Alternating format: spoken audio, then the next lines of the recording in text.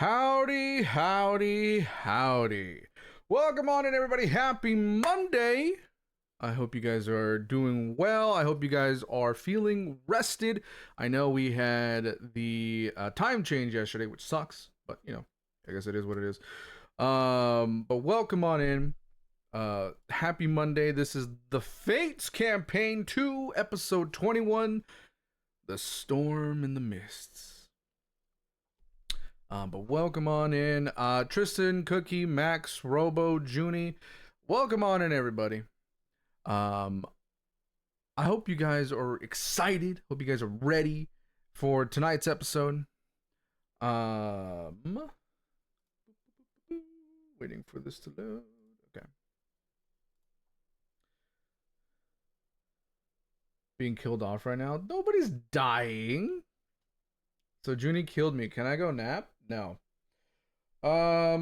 So let's go ahead and get this show on the road. I'm gonna pause my Spotify, even though I love Metallica.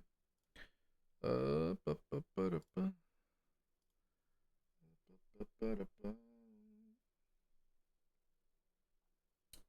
unmute that. Let's unmute that. Also, Junie, thank you so much for the 71-month resub.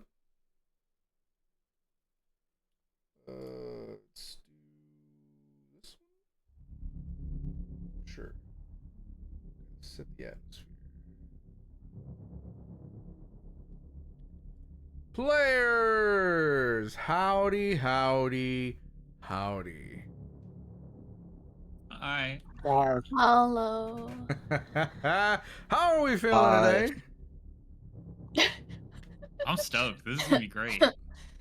I was doing good till you turned off Metallica. You know, that's a personal problem. Hope you guys are ready for tonight's episode. This is the 21st session of y'all's second campaign, and it is the beginning of your fourth arc. Exciting. Yay. Our fourth unplanned arc. Yes. Very much so. None of this has been planned. You're welcome. What? I could say I had no part in this. That's, you know, that's kind of wild for me to say. I didn't have a part in this either. I had no part in this. I just witnessed it happen. Look at that. After getting my They're not brains even sorted. taking accountability. I'm completely innocent. Max, that sucks. What the fuck? Are y'all gonna get a new AC unit soon? I hope. Tonkai needs a new AC. Confirmed that did happen. We were pretty sure. Need confirmation. Damn. I also need a better AC. We'll see. Considering mine is Hopefully, 11. you hopefully you get one. Oh, Considering mine is only 11. Damn. But let's go ahead and get into it. Narration time. yeah. The mist does not part. It coils, thick, suffocating, alive. The air in Barovia tastes like iron and old rain. The sky hangs low and colorless, as though the sun itself refuses to look upon this land. Artorias buckles, not from blade, not from spell, but from within. His breath catches, his vision fractures. Two presence surge in the same moment. One cold as the grave, the other endless as shadow. The Raven Queen's inevitability, Shar's devouring darkness. And beneath them both, the silence waits. Artorias drops to one knee, fingers digging into damp earth as pain lances through him. Not physical, not entirely. A divine pressure, pulling in opposite directions, threatening to tear something essential apart. The mist stirs violently around him. Then, a shape moves through it. Boots against wet stone, a cloak snapping in unseen wind, the faint shimmer of blue against gray. A voice cuts through the pressure like a chord struck clean and true. Easy, easy. Hey, stay with me. The hood falls back. Our players don't know who this is, but the audience might. Dorian Storm. Wind-touched, wide-eyed, very much not where he expected to be. He drops to Artorias' side without hesitation. One hand bracing his shoulder, the other hovering, unsure whether to cast, to sing, or to strike something unseen. What the hell's is happening to him?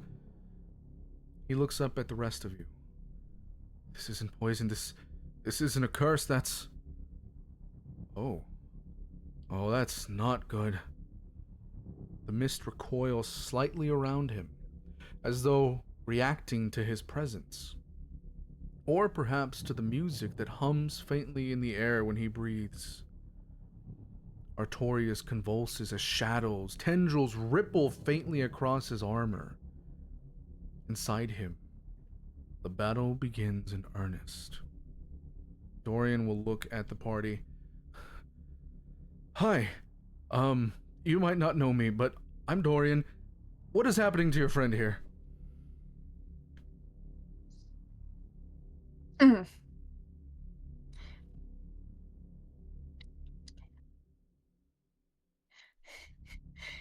Do you have a question? Yeah. As Dorian's looking at the party, no recollection of who I am. They don't recognize you. You, get a familiarity from them. You don't recognize their name. But they look familiar. Make an intelligence check for me. I don't have even have my dice out. Hold on. You should be prepared. I was eating. Also question. Mm-hmm. Do we know what's going on with him? Silia does. That's a good question. I Cawpy. think I don't think besides Cawpy Silia does. I don't think Where's my Cawpy knows what's D20? happening with Artorias. You said intelligence check? Mm-hmm. Where's my character sheet check? That's the top one. Got it. I think at this point only Silia knows what's going on. Mm-hmm. At least confirmed. I could check, but I don't want 15? to get my brain exploded. You're getting a memory from your past because of who you are, where you come from. They look sort of like somebody you've met before. I believe their name was Cyrus, but this person just said their name was Dorian, so it can't be them. But you're remembering Cyrus and you're looking at Dorian. Their facial structure is similar. Maybe they're related. And but again, he does not recognize me at all. No. Cool. I'm gonna bend down to Artorias, get on his level. Sure. Yeah. Artorias currently is buckled in pain. He cannot respond to the outside world. Just FYI. Cool. I know what's happening. Nobody else does. And Dorian's asking what's happening. Yes. Very concerned look on his face.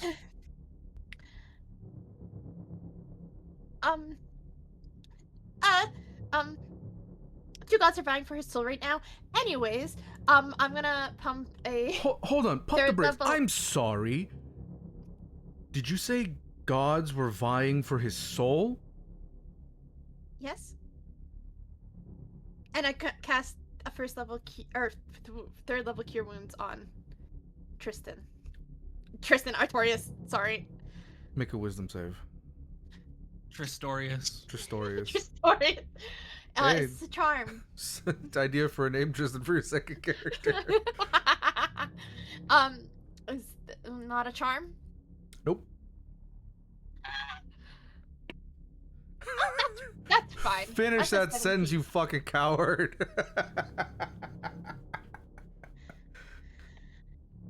What was it? What'd you roll? 17. You take. Ha!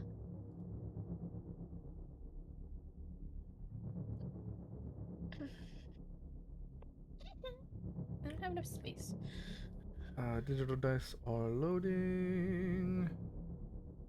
Who's gonna heal the healer? I'm fine.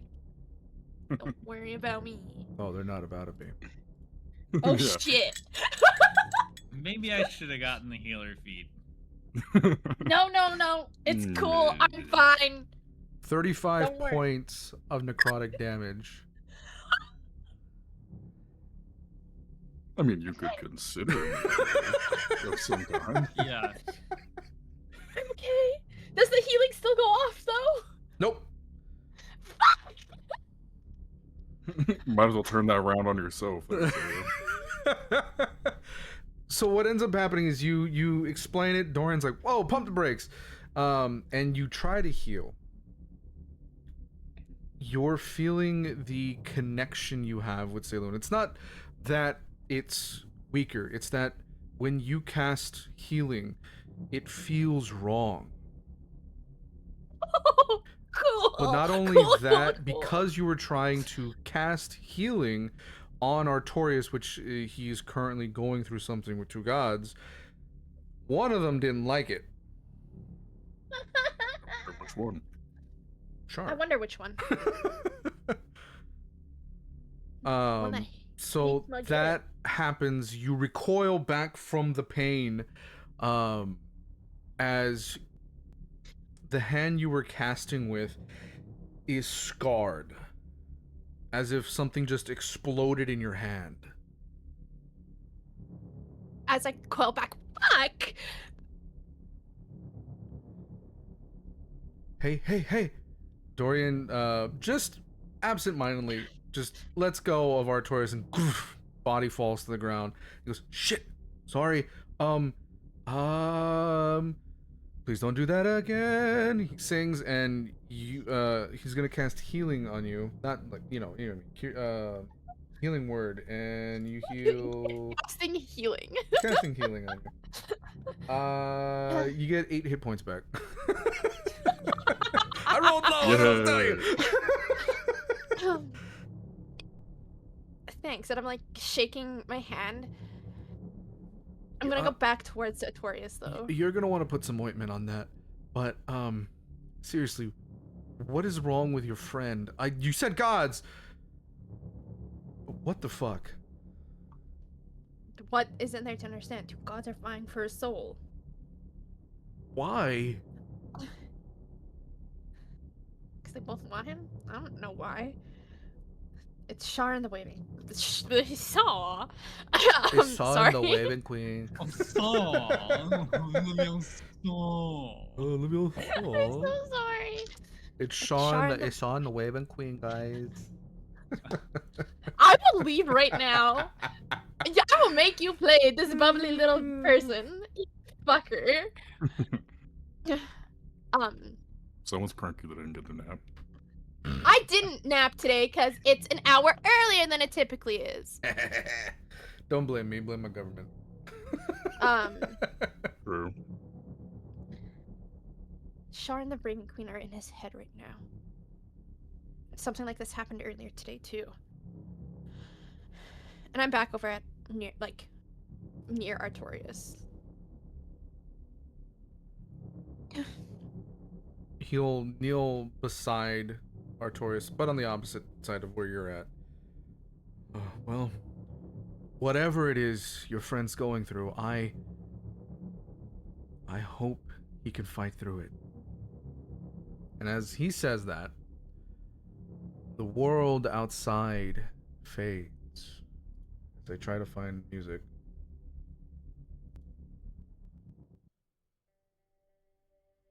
Is this what I want? Please no. The world outside fades, Artorias. Sounds dull. Mist becomes void.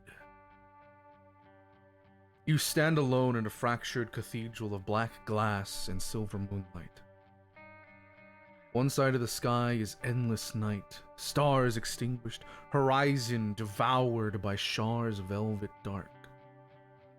The other is a pale, towering spire of bone-white ravens, feathers drifting like falling snow. Somewhere beyond sight, there is a third presence, still watching. Shar's voice curls around you. You are stronger here. Don't you feel it? Don't you? This land favors me. The Raven Queen speaks not in words, but in inevitability. Choose your purpose. The ground cracks. The struggle is no longer passive. It is active. Tristan, there's going to be 3 rounds of rolling that you're going to be doing for me right now. First roll I need you to do is to make a charisma save.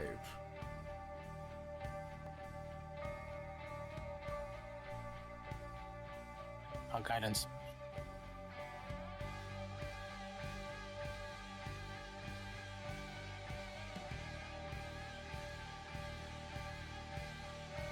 Okay. Make a wisdom save. This music is like 28 days later, and I love it. Yeah. Okay. You feel from the first roll, you feel the darkness latching onto you even tighter. But with the second roll, you feel the pain subside. You feel your life stabilize. Now I have a question for you before we get to the third roll. As you're enduring this torment, do you call out to someone, or do you endure alone?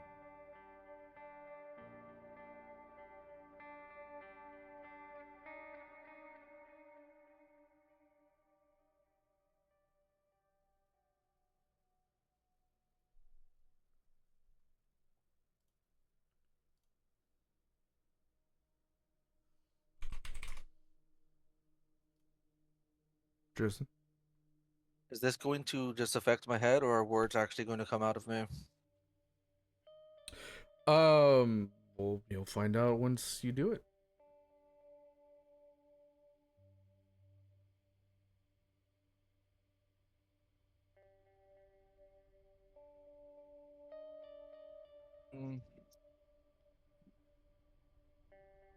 In the initial moments,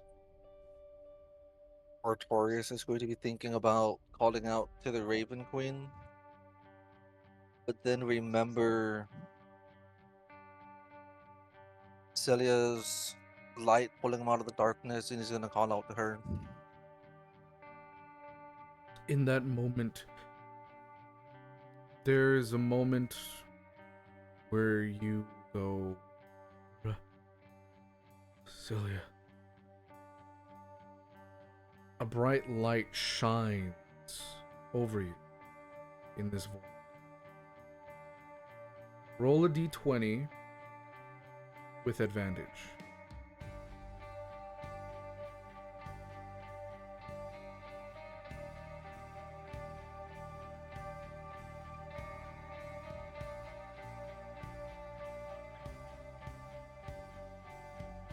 How do I do that again? If you click the red d20 at the bottom, you would just click the d20 and then click it twice. Just that's the advantage. Just and then just take the higher roll. So roll 2 d20s and take the higher number. Yeah, that did not help at all. 3 and a 5, bro.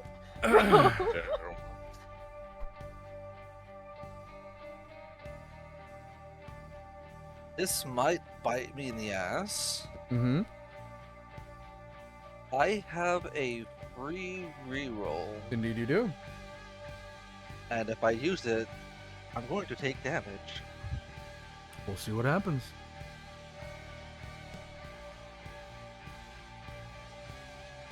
Gambling got you into this mess, so gambling's gonna get you out of it. Mm-hmm. I'm gonna gamble. All right. You have that advantage still, so when you reroll, do it twice. You know what I mean? So just roll again right now. Yeah, So yeah, yeah. your first one was a 14.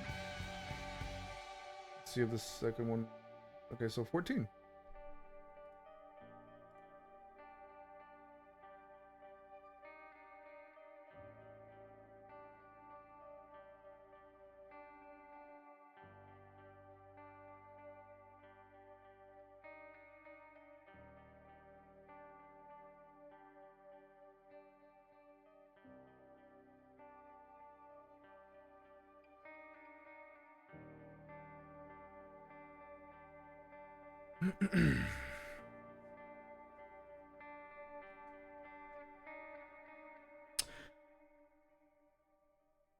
Inside this fractured cathedral of your mind, Shar surges first. The darkness rises like a tide. Shadow curls around your lungs again, suffocating. Feels like a intense pressure being placed on top of your lungs. And she whispers, "You belong to me here. This land remembers what the world above tried to forget." Her power is stronger in Barovia, but before she can fully claim you, something interrupts. A single raven feather falls, then another,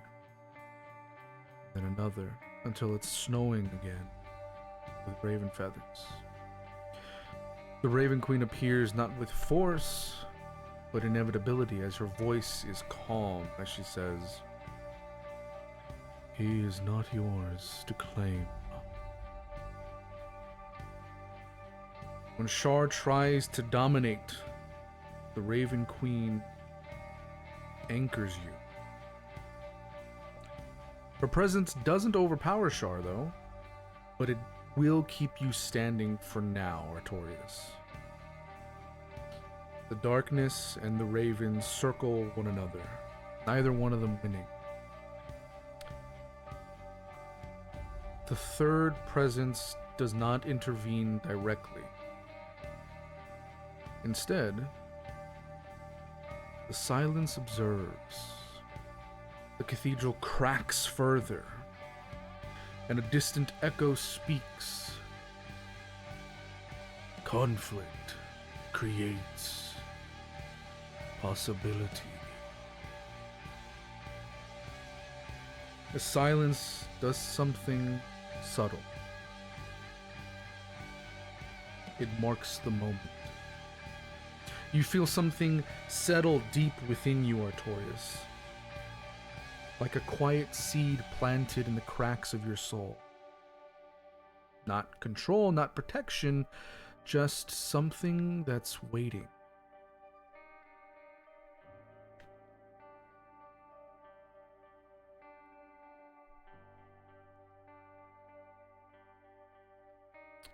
You gasp outside of your mind, like you were surfacing from deep water. The dark aura that surrounded you previously fades, but does not disappear completely. Now, while you're in Barovia, and while this new imbalance takes hold, a faint shadow will flicker behind you when you move. Additionally, ravens can also be occasionally heard nearby, even when none are visible.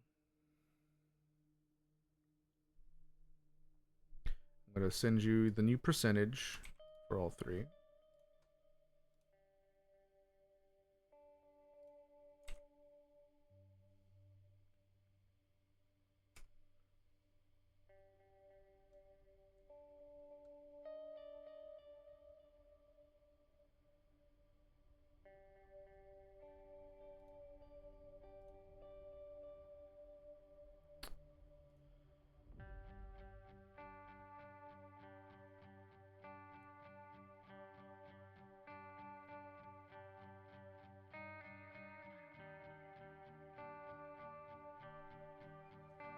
as you recover, Artorias, you see Silia next to you, and then you see a stranger next to you who looks rather relieved that you've woken up, as he looks at you and says, "Oh, thank the gods you're awake." And he kind of just stares and says, "Okay, so either your gods hate each other, or you're the center of the worst family reunion I've ever seen." Hi, I'm Dorian.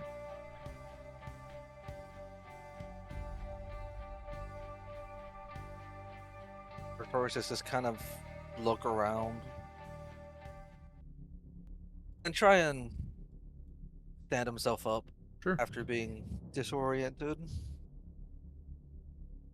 Selia's gonna help him up. Just kind of mutter to myself, I don't even want to think about fucking gods right now. And just kind of acknowledge him, like just like a curt little like hello on what he's been through. Okay.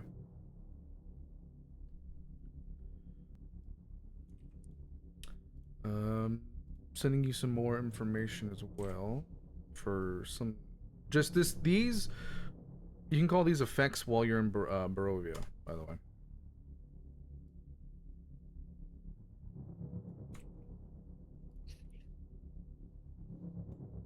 Oh.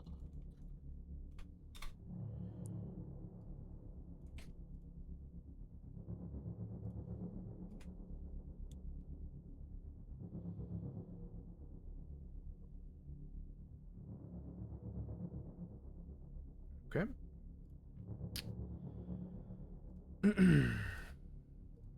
I'm messaging you a question too. Sure.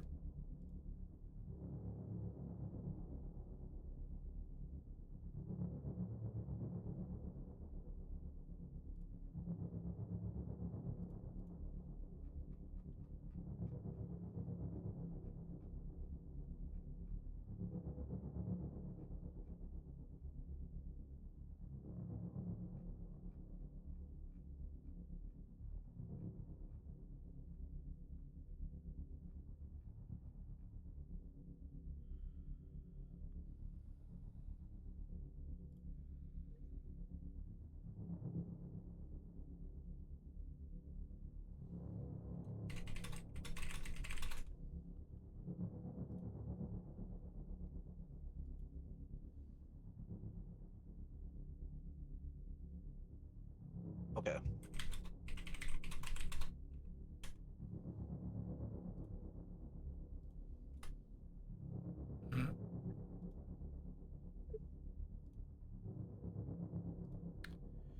All right.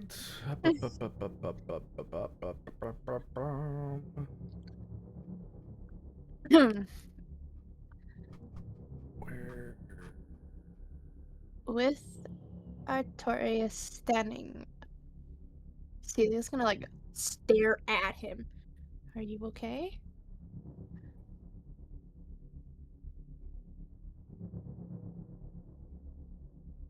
For the moment, but who is he?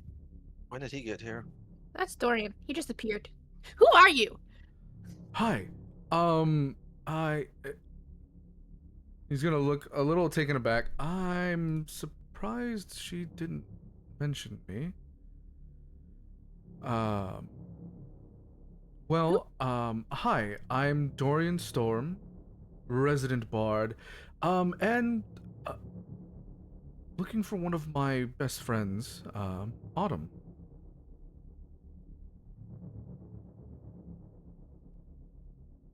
When he says that, Cawpy's gonna pull out Autumn's flute and hold it up. Yes.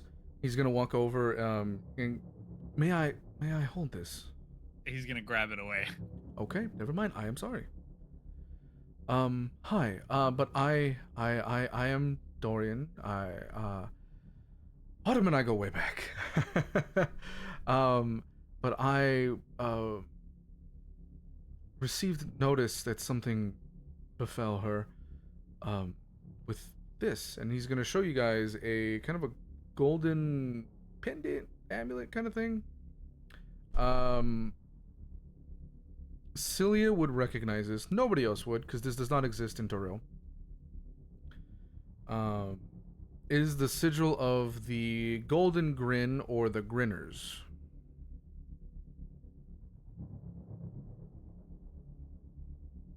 What is that? It is I clearly know what it is. It is a secret society known amongst those who have joined or those who are associated, which your family is. As you guys are some of the... Your family is part of the... How should I put this without revealing too much? You can DM it if you need to. You're right, I could. This is like passing notes. I'm getting a note. Woo! At least you're getting the good notes. I don't like my notes.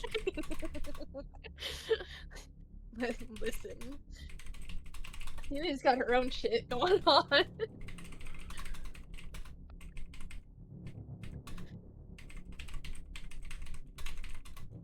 He's typing. Yeah.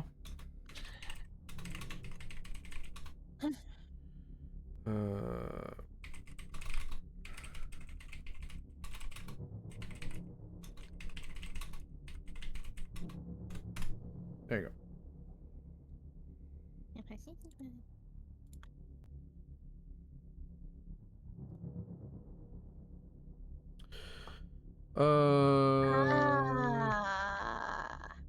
Yeah, I'll let you wreck on that. Got it. Then when Cawpy sees that, he'll pull out the locket as well and hold it up.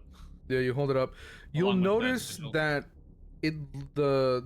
there is an amulet next to the locket, and it looks similar to his, but on hers, the center of it is like obsidian black.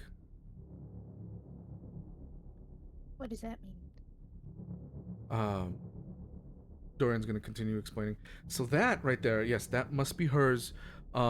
Each one of these identifies that we're a part of the Golden Grin, but also, it's sort of like helps us relay messages to one another, and is a status beacon. So when whatever happened to her, it was sent out a sort of a An SOS. yes, of sorts. And that's the code black. Usually it indicates divine interference, planar imprisonment, or something worse. So something worse in this case. Yes. So I immediately saw it. And it was very surreal. When it happened, you see him kind of like grip his amulet for a moment. It felt like a string near my heart was plucked, if that makes any sense.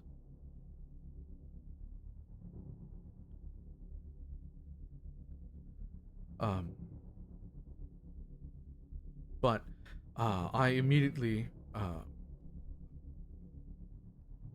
decided to go and find her. Which I don't exactly know where here is. I kind of just he thinks for a moment, kind of hesitating on what information he should kind of relay to you guys. He's very emotive, kind of carries his heart on his sleeve kind of person.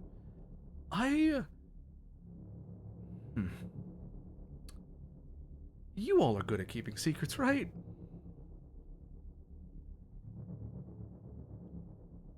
Yes. Persuasion or deception? No, that came out like a question. I meant it as a definitive yes. So Oh. I'm sorry. I think, yeah, it would have come out as a definitive Okay, yes. okay. I'm so sorry. My brain was Artorias is- processing too many things. Artorias is just gonna mumble. I cannot say yes or no as of right now. You're scary.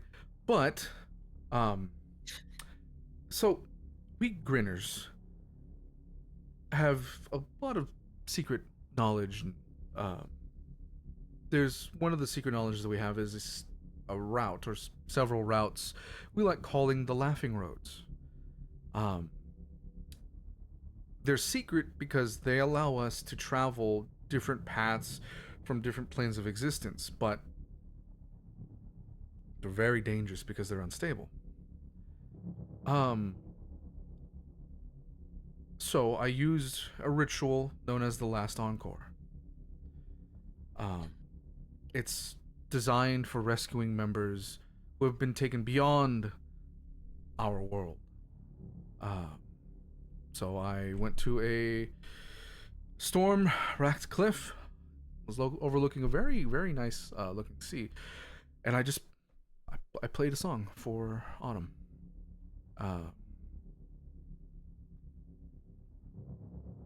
It's part of the ritual, and I was hoping it would lead me to her, and it did, surprisingly. And I found her soul in a music box. But then I had to skedaddle because I heard somebody talking to my head, threatening me, and I left. Wait, you saw the music box she was in? Yes. One of the things about this ritual is that it takes you directly to them. And so I walked through, and there they were. But I had to leave, like I said. I not strong enough on my own to deal with whoever or whatever that was. But since you know her, you're her friends, maybe you can help me save her.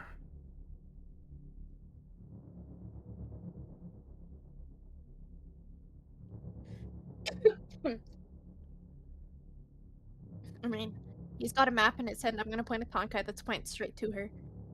Oh, perfect.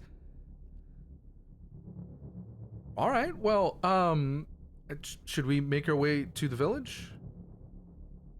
There's a village? Yes. Yeah, I've been here for several days. And I went to the village, and I mean they seemed pretty all right. They did find it weird that I was blue, which I found funny. But you know, most of them were pretty nice for the most part.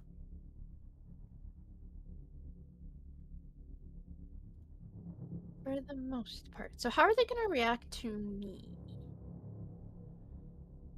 I don't know. Why would people react to you differently? You're an elf. There were several elves there. I want you to keep in mind that he knows of your species. Right. I'm not an outsider. You are not. You know what? We'll let them walk ahead, and we'll just have a bitty conversation at the back of the pack. You know? Okay, sounds good. Well, onward to the village, right? Your group, they're hard to entertain. Yeah. As he, I as really he, like, enjoyed it. as he Very like, good. motions towards like the direction we need to walk, like the village. Mm-hmm. Tonkai's just gonna take a moment, like close his eyes. Does he feel that tug towards Autumn in that direction? You feel like if it's a direct line, and if you're looking at the map, you feel it going. I have a pen here. Hold up. Right there. Okay, and the line that he's taking us on is just down the road? Yeah, it's right here. Okay. You do recognize, though, that as you kind of look around, that, you know, main road's less scary, and the direction it's pointing to is way into the woods. So, all scary. All scary. Okay. So yeah, I'll take that in, and I'll as everyone starts walking, I'll just stand for a moment and like look towards the direction that I'll look at everyone walking in the direction down the road, and then I'll just take a moment of like looking towards the direction I feel the tug. And I'll just take that and note that, and then I follow behind.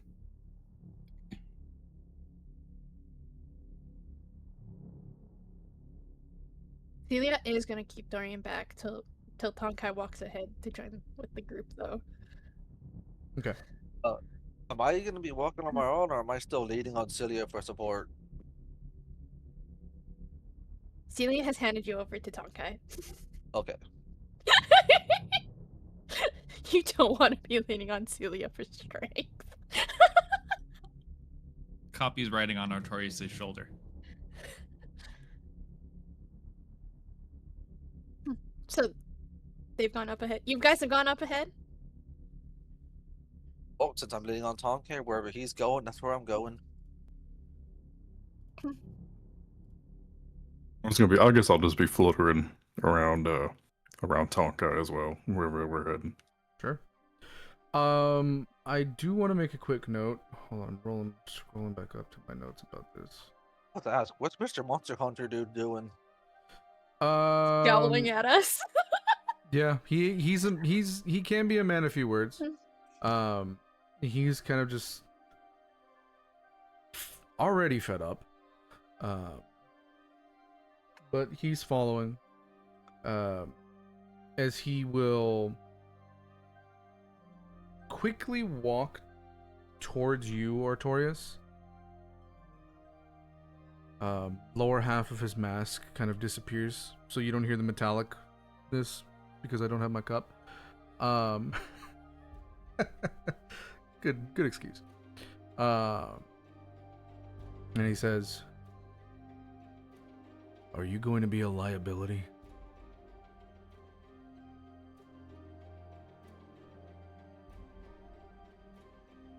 I can fight when we need to fight. You don't have to worry about that. I'm worrying about a lot of things right now. You having this god fight inside you is worrying.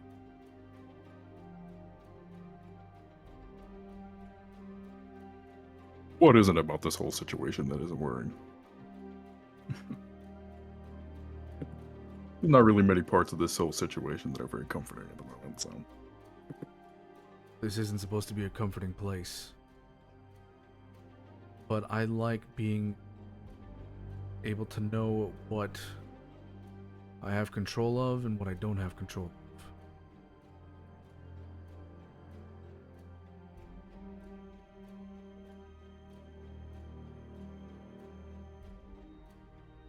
Watch yourself. Bottom of the mask reappears. Keeps his distance. Artorias is just gonna mumble as he walks off. Next time, ask Vito for better fucking company.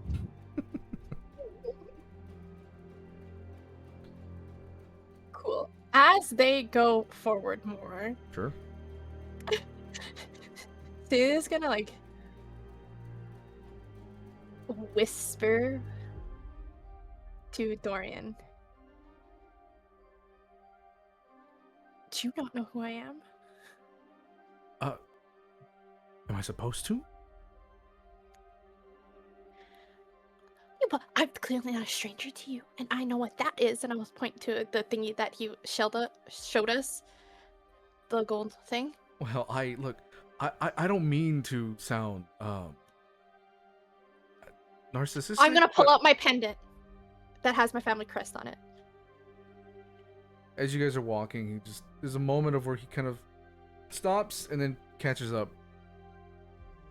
Oh. I'm sorry. Cyrus is the one who always kind of, I'm not gonna say dealt with, but you know, he went and spoke with your family. How do you know Cyrus? Cyrus is my older brother. That's why you look so familiar. Yes, we do look alike, but I am, flicks his hair back. Way more handsome. I don't care to comment.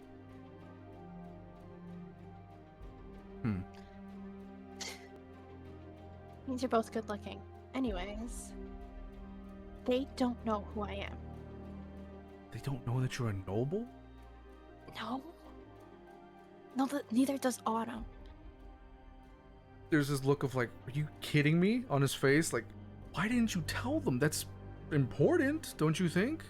Or are you one of those nobles who's trying to hide themselves so that their friends don't make a bigger deal about it because they want to be amongst the common folk? Because if you did, change your fucking name. There's a god hunting me. What is with your group and gods? Listen, Dorian, there's a lot going on with me. Okay, but what is with your group and gods? That man over there has two gods fighting inside of him. For whatever reason, Artorias, you feel your ears like get red and you're just like, the fuck? That man has two gods fighting inside of him. You have a god tracking you down. Did you not hear that a god tried, like, I was kidnapped before I disappeared from our realm? There's a lot happening. How long has it been since you were there? Because a lot has happened. Just over 2 years. Just about 2 years. Oh, Sorry. yeah, a lot has happened. What the fuck happened? Is my family okay? Or my sister's okay? Your family's fine. What do you know about the DM mind just went blank.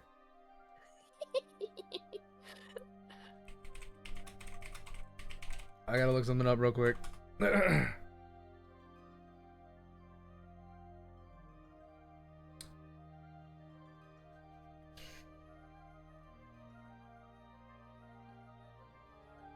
Okay, here we go.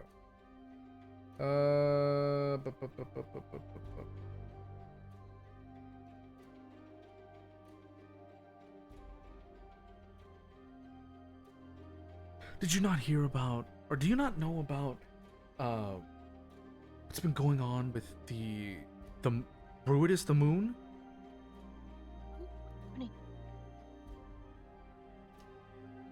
It turns out that it's sort of a gate. I'm sorry, what? It's a gate for bad gods.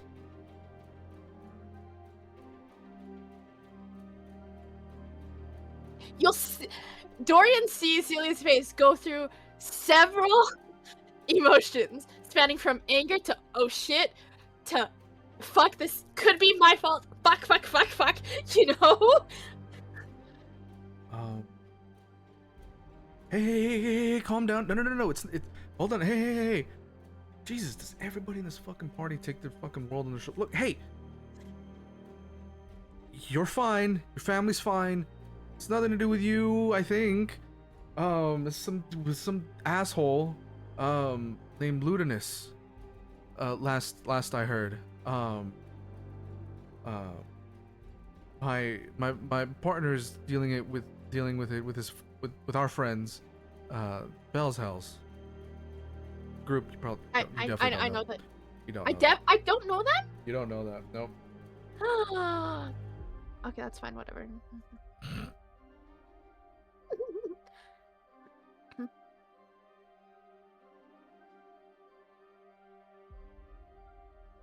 Well.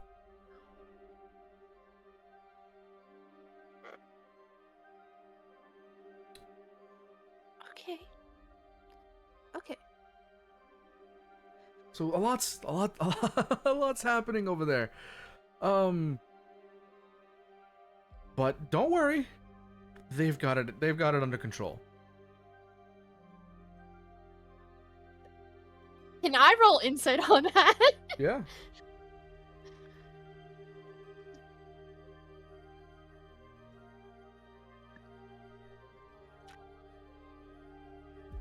17.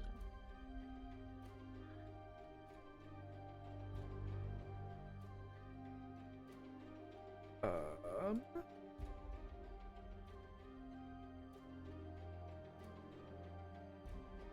25. You believe it.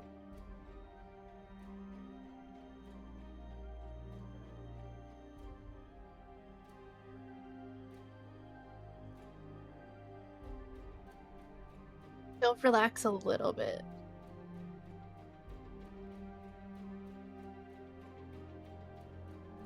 Look, everything is gonna be fine. Okay. As soon as we get back, it's gonna be great. Get back. Can't go back. That's the issue. Okay, well, as soon as Autumn and I get back, it'll be great.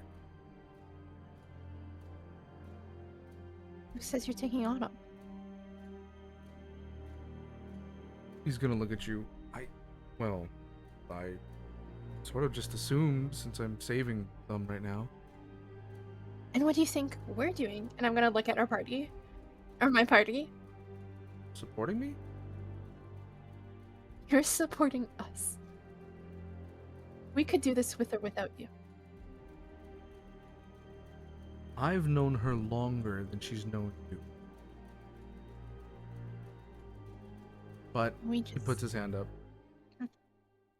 It's ultimately her decision.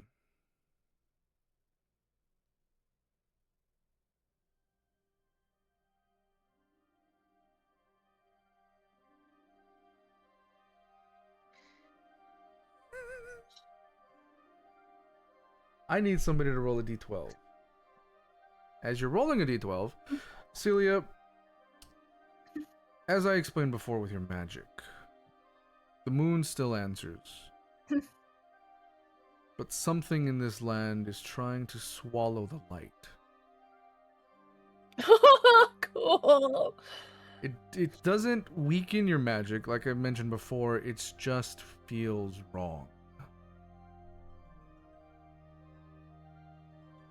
Araneth, you're really fucking comfortable here, man.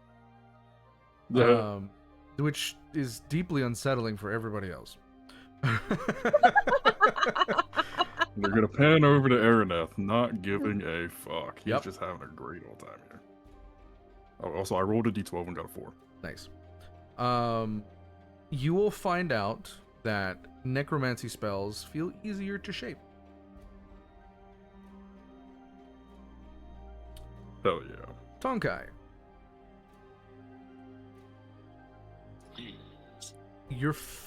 If you so happen to make fire or any sort of like elemental magic, different things will go wrong with it.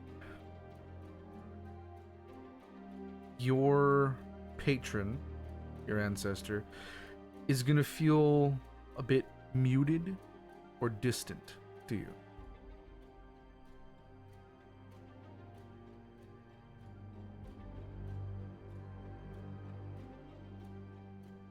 And I have a table for all three of you to roll whenever you guys are casting something, so we'll figure out what that is in the future. Do my knives feel any different? They feel lighter.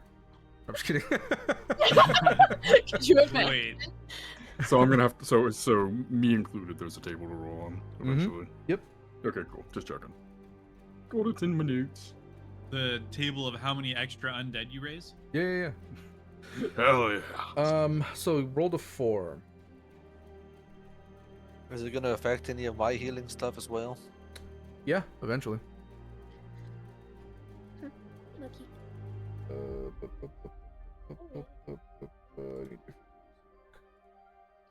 Ooh, I get a bunch of different tables to roll on because I still have that wild magic band or whatever. Oh. You all, as you're walking, and you've been walking for, we'll say, like half an hour, suddenly hear a baby crying.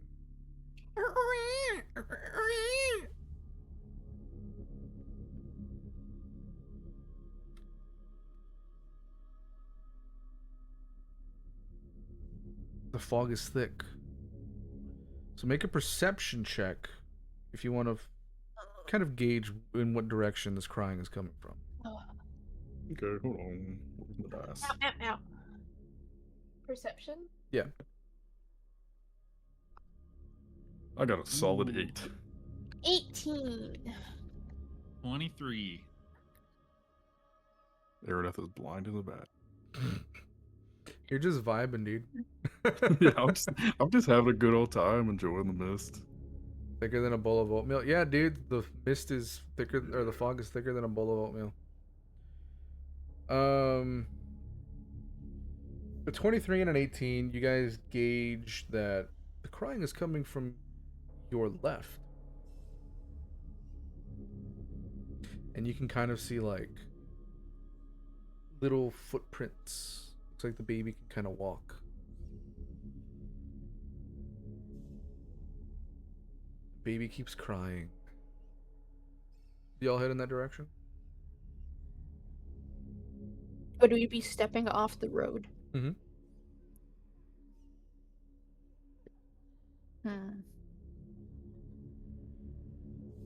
Doesn't really sound wise to me.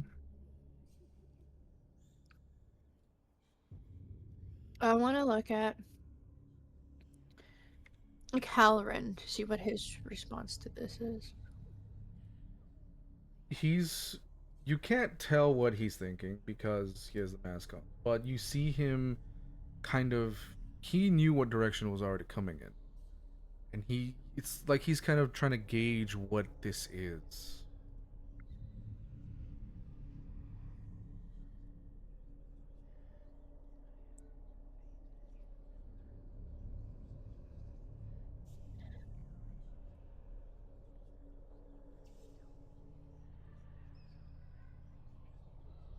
So he's assessing. Yeah, he's assessing right now.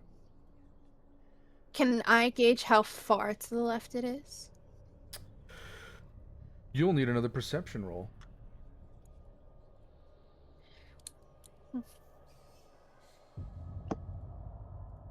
Natural 20 or 23.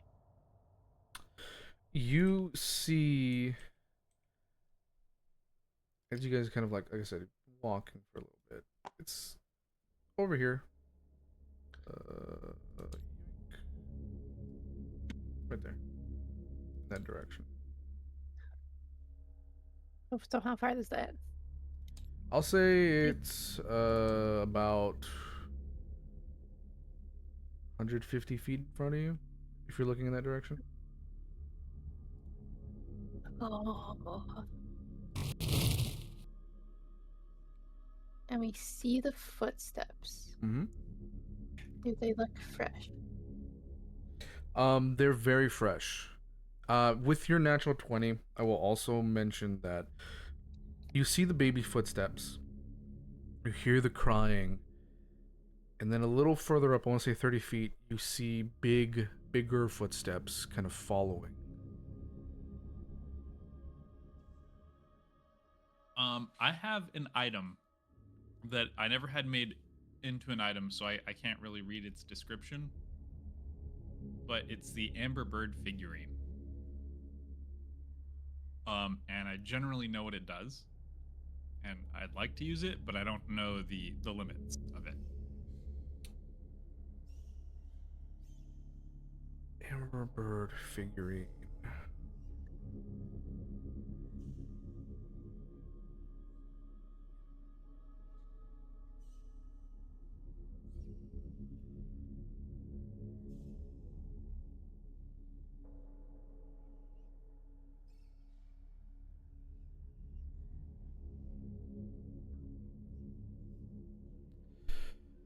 Let me see.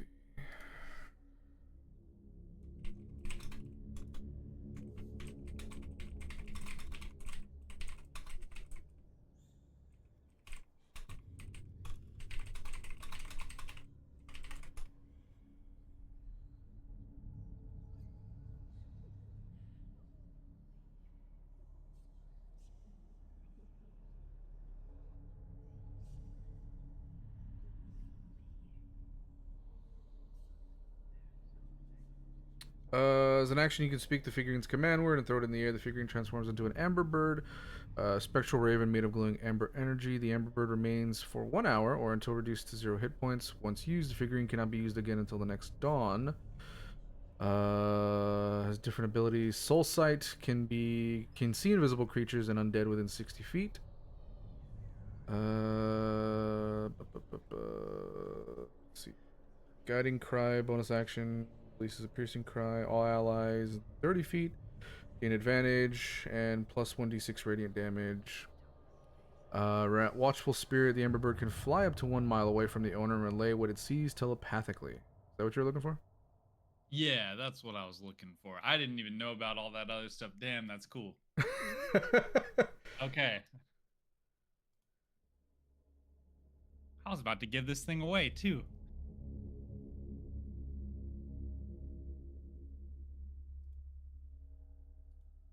See if I can make it real quick. Okay. Okay, so you're gonna throw the Amber Bird in the air. So I'll reach into my bag of holding and kind of just like throw it up directly out of the bag. Okay.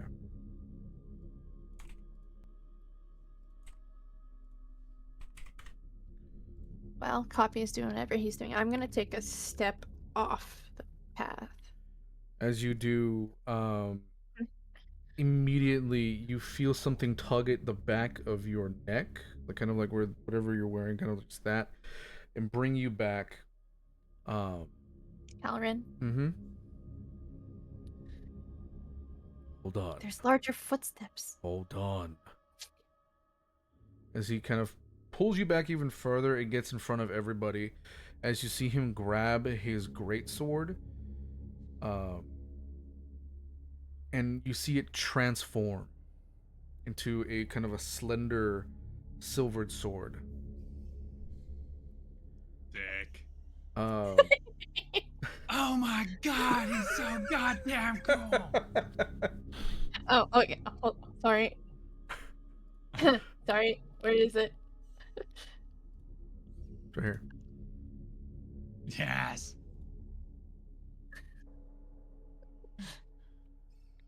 I love Barovia, and I love this character. As he pulls you, while he's pulling you back and kind of getting in front, sword transforms. Your Amber Bird flies up. God, he's so goddamn cool! Flies up, kind of in the direction, and relays something back to you. Through the thick fog, I need you to make a perception check for the bird. So just roll a d20. I got a 10. Okay. You can kind of make out a couple of figures. Some of them are really big. And then there's a tree that they're kind of surrounding, and that's where the Amber Bird is hearing the baby cries come from.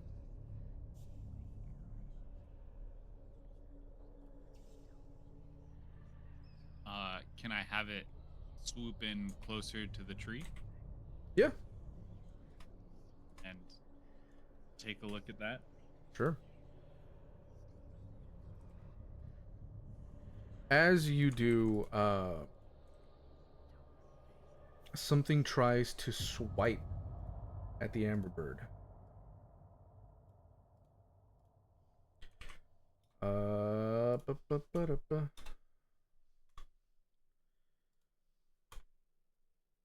They miss. You're not sure what tried to swipe, but there is something down there that tried to swipe at the Amber Bird.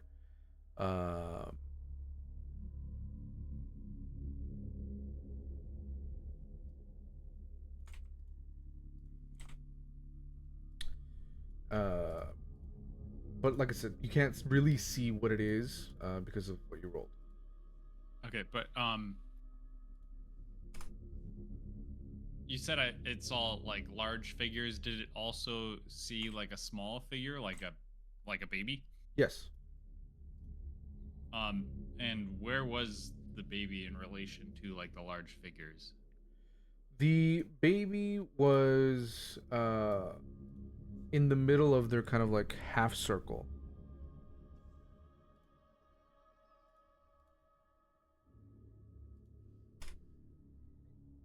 Like it was surrounded. Mm-hmm. Hmm. Huh. Huh. Huh? Oh. So what's Calrin doing right now?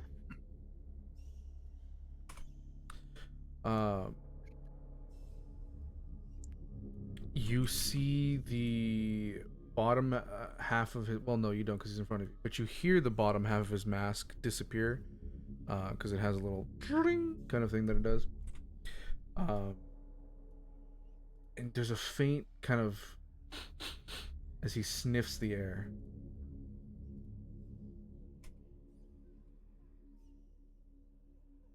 The child isn't alone. Be on guard. You see him just walk forward. How many large figures did I see? That's a great question. 5.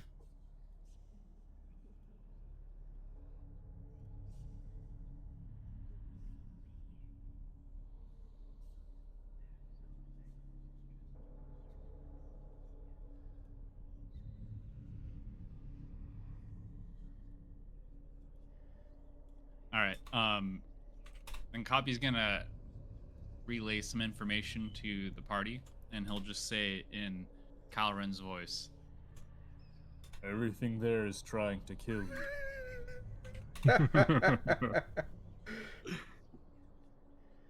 love it.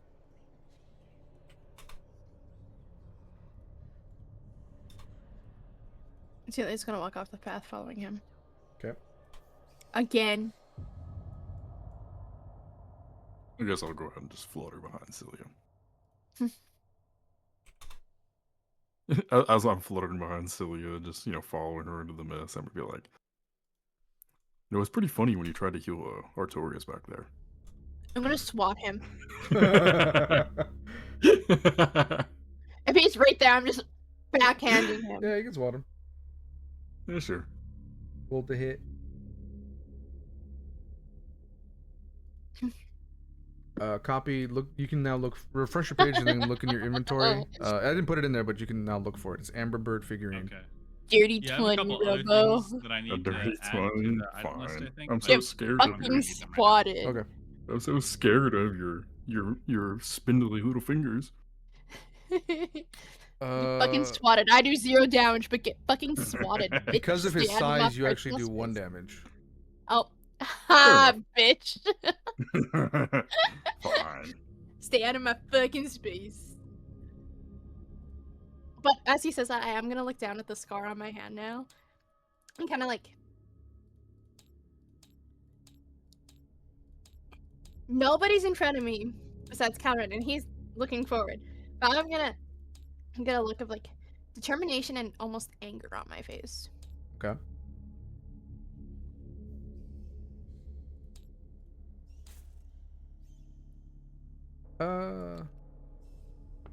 Who are these people? Hey, I remember this battlefield is from when I tried to assassinate the wolf. Wait, can I have a pet wolf again? No. Boo.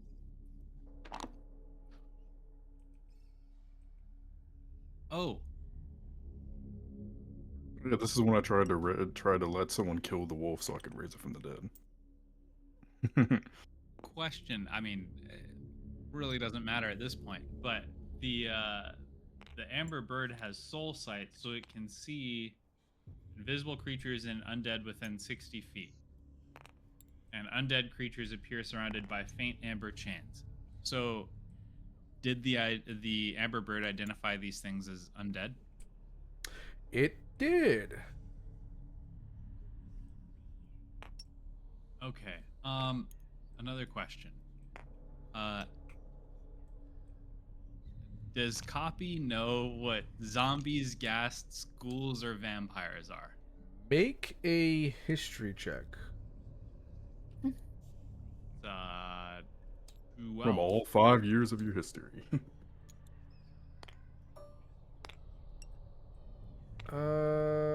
No. I haven't Yeah. made a Dorian figure I yet. feel like he should auto-fail history checks, honestly. Because he does not have history. I'm gonna hear Cawpy pulling on my sleeve. Yeah. Like,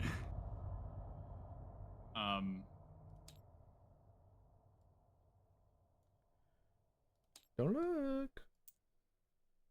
Where's what? I need to find a proper word. Oh, change the lighting.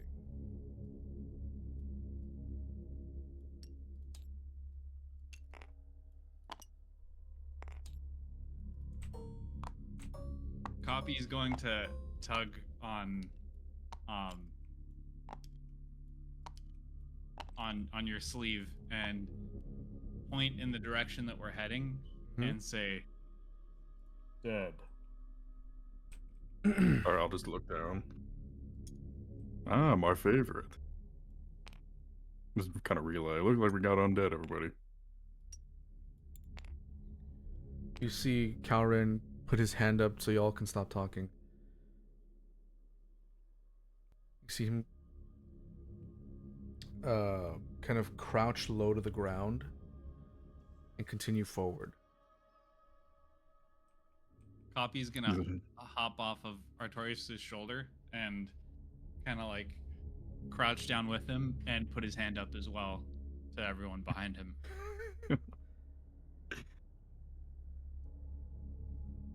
I'll just kind of nonchalantly just flutter really, really low to the ground.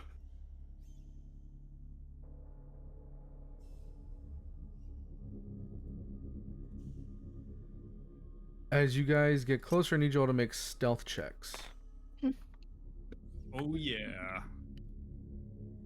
Damn. Okay. Oh no. It is my stealth, probably terrible. Oh. I got a 13. I too got a 13. I got a 19. I got a 19 drain 22. A very strong 7. Guys. Let's be real, we're not very a stealthy party. We're like doing that thing where we're all like pretending to be really stealthy, you know, like acting it out, but we're not at all. Sneaking like it's a Looney We're Tunes like cartoon. pretend spec ops. we're tiptoeing like it's a Looney Tunes cartoon. Yeah. The dramatically large tiptoe. So what'd you guys roll again? 22. 19. 13. 13. 7. Well, luckily, Calren, even with his disadvantage, rolled a dirty 20. And Dorian rolled an 18. Nice. They're picking up your guys' slack. That's much. what I'm hearing. Pretty much. Hey, I did a good roll. Okay. I'm I know, I'm so proud of you. I'm gonna use Autumn's figure for Dorian because I don't have a Dorian figure yet. Listen, Mission Araneth successful. really only We've got one Autumn thing. back. Mission over, time to go home. As Tonkai, you hit the guys thing. get closer, you see creatures that you've never seen before. Araneth, you might have heard of these before. I was gonna say, I feel like I may know what these are. But they're sickly looking.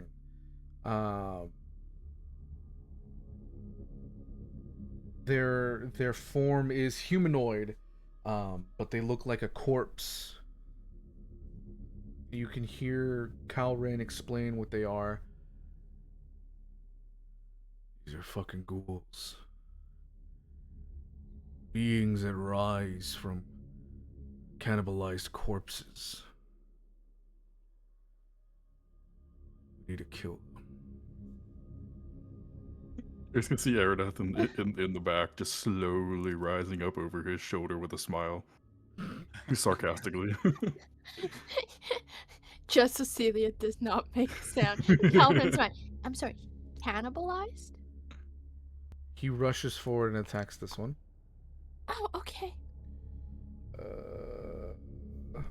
No time for a Q&A. I got it. Nope. I got no it. time for a Q&A. Hold up. I gotta roll my tiny dice. Tiny dice. Baby knife.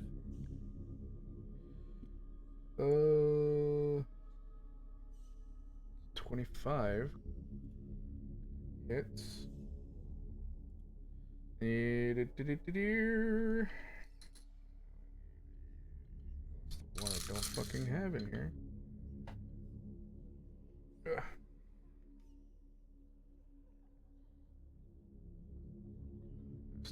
damage. Nice. And need you all to roll initiative. Yay! I was about to make a guess of what these were, of the 4 things that he said, and I was gonna guess ghasts, but I didn't because Cawpy doesn't know what they are. But I thought it'd be really funny if he just said one randomly without knowing, Yeah. because he didn't actually see. Oh, I got a 4. Wait, no, plus. Wait, 4 plus. Well, 5. I 4 got a plus 1. 10. I Four got plus a one. 7. 19. Fuckers, can you roll high, please? Artorias Good has, rolls. Artorias Alright. has an excuse right now. I'm only good at one thing. We know this. It's getting my was brain you saying? exploded. 25 to 20? 20 to 15? 19. 19. Whose dex is higher? Mine's Silia's. 16. Okay. 15 to 10. Did we- 10. 10 to 5? I got 5. 7. Damn. I'm last. As usual. Okay, you I can don't know, roll maybe good, one of guys. one of the monsters might have rolled lower. You don't know. I do You group guys rolls for can roll them, good. so. Oh, Where did they line up in the... Do What you, the fuck are they doing? do you really want to know? Yeah, I do. Are they Okay. first? No, Sir Caloran is first. Nice. So he's Where just are gonna they go ahead and attack again.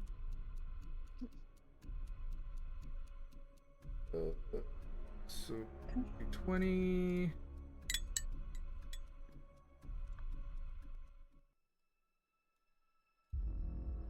19 to hit. Hits. So that-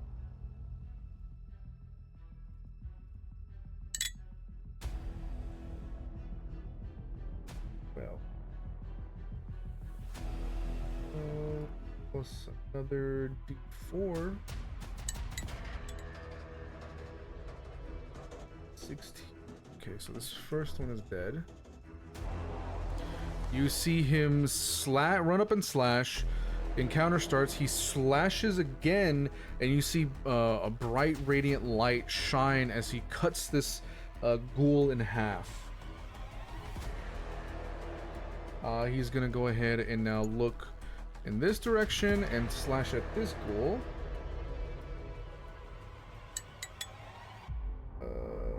That hits. 2. 18 plus radiant. 14. Okay, so another flash of radiant light doesn't kill it. But he is somewhat successful. Bonus action. Nothing. He's not gonna do it. It's the ghoul's turn. Yay! Yeah. First one's dead. Second one is gonna try to attack Sir Caloran. It's gonna make 2 attacks. Miss. Hit.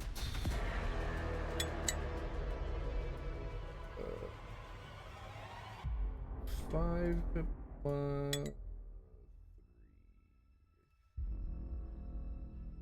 Okay, so it's reduced to 1 since he's resistant. Okay. Next one is going to run at Tonkai. It's gonna make 2 bite attacks. Does an 11 hit Tonkai? Negative. And then second bite attack. That's not all. That's also not gonna hit. All right. So the next one. 5, 10, 15. Gonna run up to Cawpy. Check it.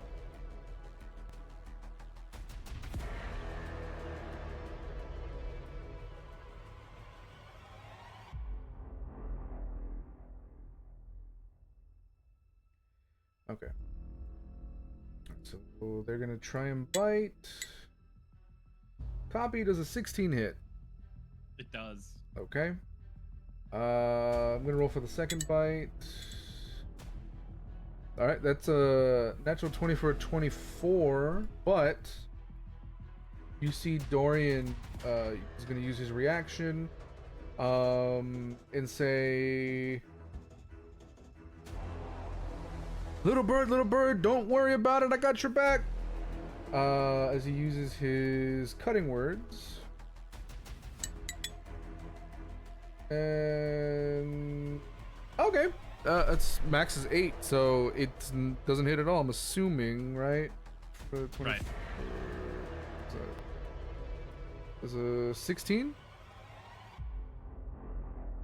Oh, 16 hits. Yeah. Oh shit. Okay. Well, at least it's not a critical. Damn. I was thinking about adding a feat before this because I haven't decided, but I'm not gonna add it now. Okay. But it would have stopped both of those attacks. That's funny. Okay, so for the first bite, that's 8 piercing and I have a question before the 3 second hit necrotic. goes off. Sure.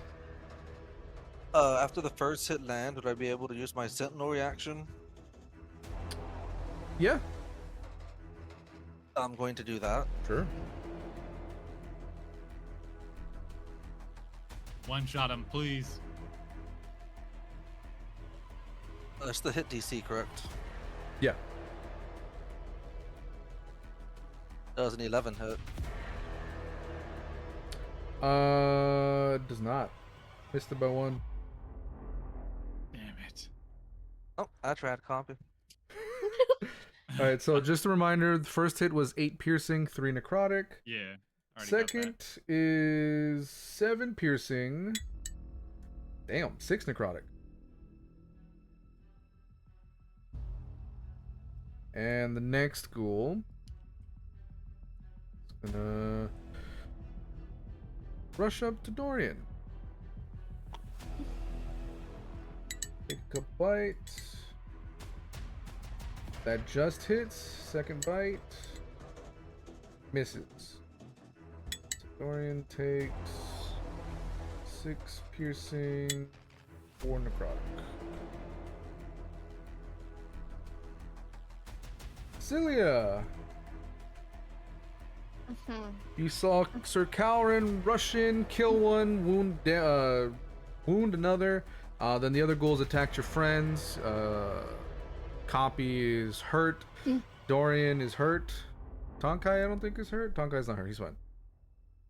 I'm going to Eldritch Blast, Ghoul D, and Sure. Ghoul C. Sure. I have 2 now. Oh, look at you, fancy warlock.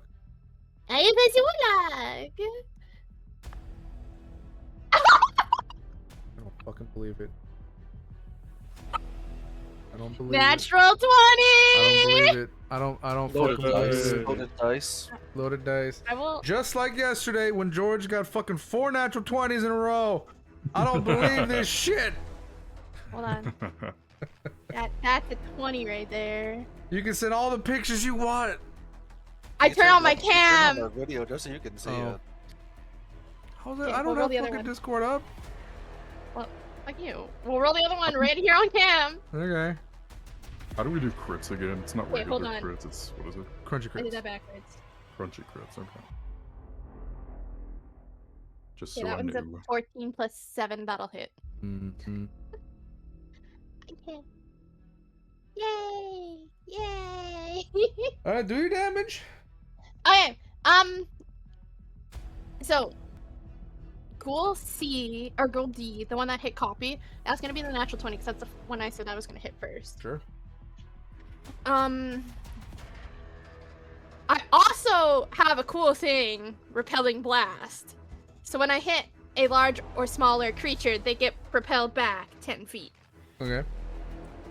So, let me roll my damage first. That's 1. Wait. Okay, so that's 14 force plus 6 plus 10, which will be 24 force damage for the critical hit on Ghoul D.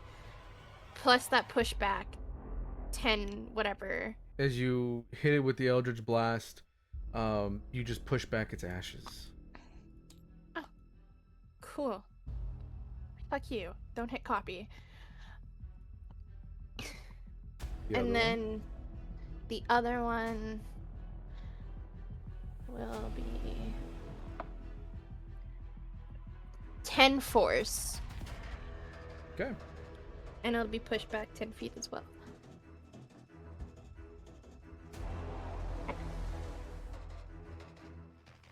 Alright, is that the end of your turn? I would like to use my healing light as a bonus action. Okay. I am going to heal Cawpy 2 dice points. Before you do that, Oh God. I want you to Table. roll a Wait. d20 for me. Cookie, stay Both? the fuck away from me. Cookie, no. What you said? Not again. Just you. Okay. I'm gonna be a vampire. Ravens don't even have fangs. They have no teeth. I'll be the most useless vampire ever. I won't even be able to eat. Well, you could be like those. I think there's a bird that like uses its beak to cut things. You into could also people. get yourself a customed blood vial dagger. Just stab them and get blood collected in the vial to drink. Oh yeah. Spell yeah, functions mhm. normally. Thank you. Functions lucky. normally? What does that mean? It's a d6, okay.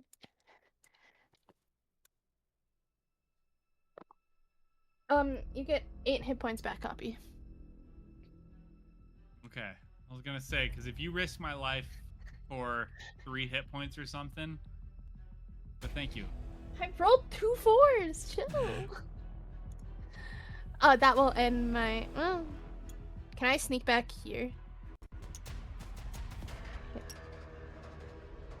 Ribbon. Sure. Okay. Tonkai. Thank you, back.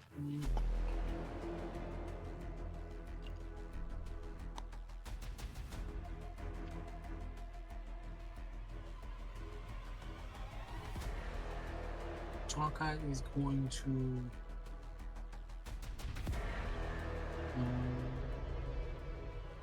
look at this one and just like happy wave at it. Mm-hmm. And then he's now hexed. Okay. Make a Um, d20 roll. Unless, is that the spell hex or is that the feature hex? Feature hex. Okay, so then never mind. You don't need it. And I choose dexterity as the thing he has disadvantage on. Sure. And then looking around, I see like, can we say one of these rocks in front of this guy is like 5 pounds or so? Yeah. Okay, I'm gonna quicken spell, and one of these rocks is gonna start floating in the air, and I'm gonna use catapult and fling it at this guy. Now roll that d20 for me.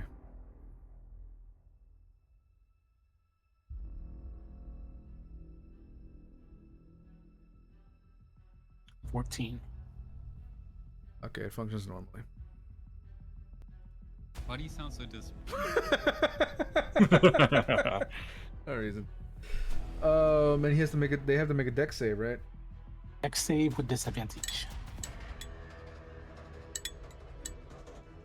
12. Save is 16, so he is going to take.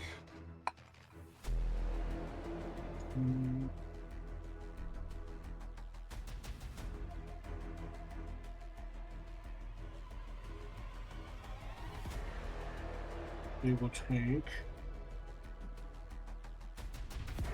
Which one is this? This is 11 bludgeoning damage. Okay. Yeah, bludgeoning damage, as well as 3 necrotic damage because they're hexed.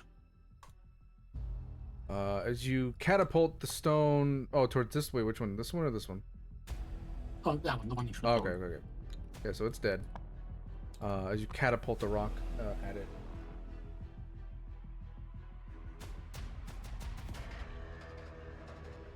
And then... Oh, I can't do it. I was gonna move my hex, but I already bonus action.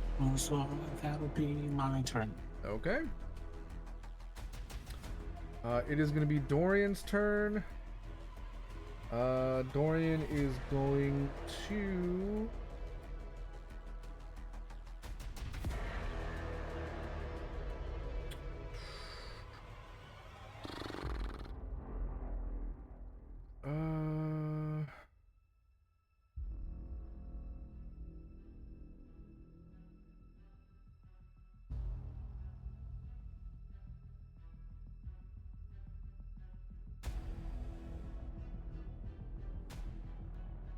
It's going to do Song of Courage. And everyone, because y'all are within 30 feet, gain 1d10 plus 4. So let me roll a d10. 11 temporary hit points. And y'all have advantage on your next saving throw within the next minute.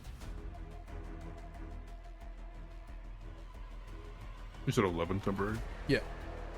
Sweet. As you kind of just start singing. This is the Song of Courage. Please don't fucking die. This is the Song of Courage. I hope we don't die. Wow, rhymed die with die. What a great bard. Yep. And that's everything he's gonna do. Cawpy, your turn. All right. Has Ghoulbee's been attacked, right? Yes. Pretty sure, yeah. Just it didn't die. Okay. Well, I'm gonna run on up to him and do a couple swipes. Sure.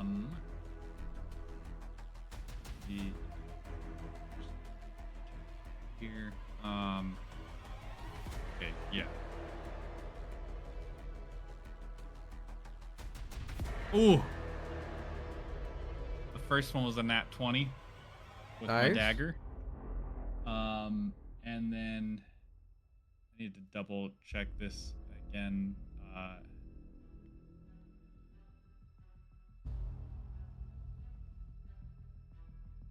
I think I subtract.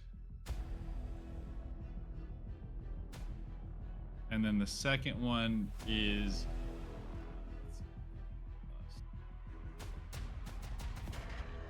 so 16 for the second attack. 16 hits. All right, cool. And now for the damage.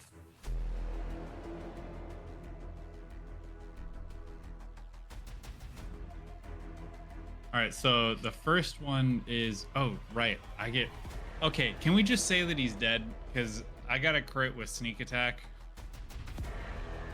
He only has 8 hit points left, so. Yeah, so he's dead. Sure. I don't want to roll the dice. Ball. I'm not prepared. Walk up to him, stab him, and you kind of in between the ribs, hitting vital organs, causing it to collapse. All right, yeah. So in that, I just nonchalantly walk up to it and just poke it. Yep. And then turn around and walk away.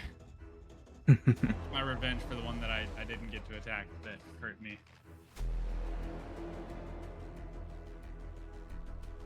And that would be the end of my turn. But also, I still have my Raven out.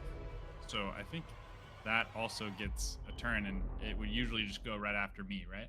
Yeah. Okay. Then I have a question for later. I'm not going to use it right now, but the Raven has an ability that says, where is it? Guiding Cry. As a bonus action, the Amber Bird releases Piercing Cry. All allies within 30 feet gain advantage on their next attack and do an additional 1d6 radiant damage on that attack. And then it says this ability is especially potent against undead. Mm-hmm. But it doesn't say anything like more damage or anything like that. So would it work like Smite, where it just adds another d6? Yeah. Well, it'll add a d4 of radiant damage. Okay, so it'd be like the initial. Yeah, I think I D6 forgot to put radiant, that in and there. then Yeah. okay, extra d4. Okay, cool. But I'm gonna have the Raven just fly down and do a beak attack Sure. on this ghoul. And that would be an 18 to hit. That hits. Oh. Can I just undo that completely and just not do that and just not take the Raven's turn? Sure. It does 1 piercing damage. I Oh. thought I was gonna roll some damage, and I'd rather just not risk the bird. And that's the end of its turn as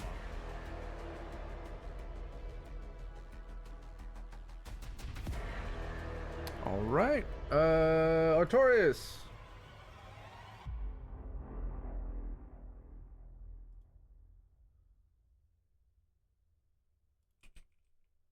Artorias.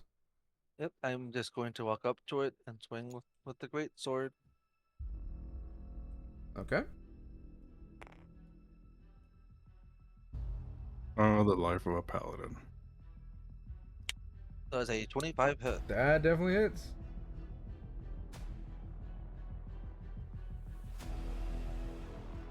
That is going to be 16 slashing damage. Okay.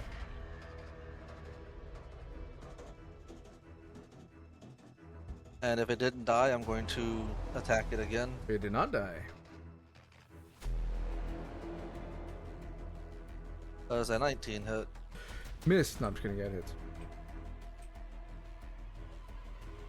And that is another Damn, 18 slashing damage. And how do you Max want to do damage. this? Well, considering Artorias isn't feeding the best, he's just going to just cut it and then walk back to the party.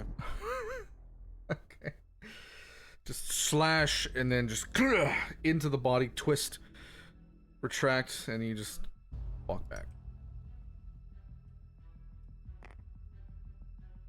All right. That is the end of initiative order. Yay, I got to do so much. I carried the fight. So, as you guys finish fighting off these ghouls, you see Sir Calvin walk to the tree.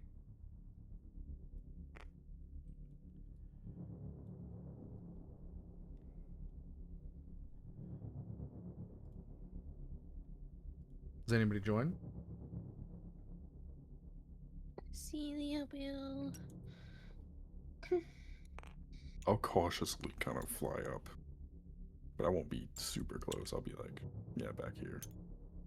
Hiding behind Silia. A little bit, yeah. Little bitch. Can I harvest the corpses?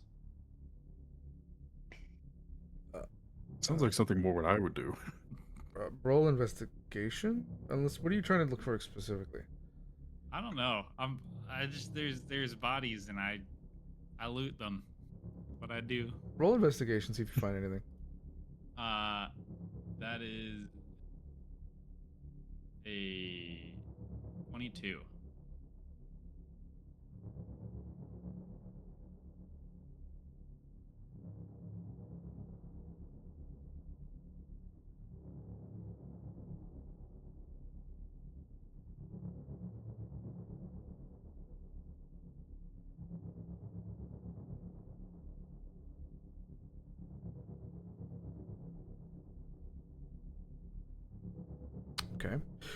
On the first body, you don't find anything.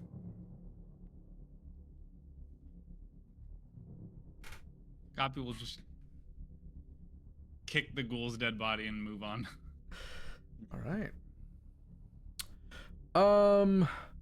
As you kind of finish looting the corpse, and as the last ghoul collapses into the mud, the forest grows quiet again. Too quiet.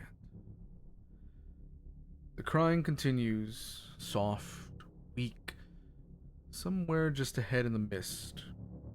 Sir Calrin will wipe the black ichor from his blade and slowly approach the sound, crouching beside a small bundle lying in the dirt beside the road. A baby, wrapped in thin cloth, still crying. Calrin studies it for a moment longer than is comfortable. Then he says quietly, "Everyone, stay where you are." Ty, thank you for the As he 70 month says that, resub. As he says that, I'm just gonna quietly cast Mage Armor on myself. Okay. Just to be safe. Celia's by them, right? Yeah. What is she seeing?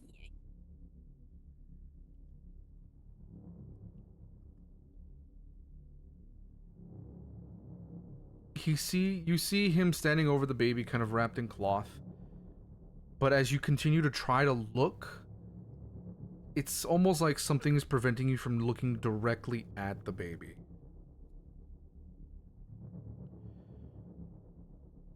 As he kneels closer, crying suddenly stops. The baby opens its eyes. They are pitch black. For one heartbeat, the child smiles. The entire bundle collapses inward like ash caught in the wind. The blanket falls empty. The baby is gone. Only drifting gray mist remains where it was.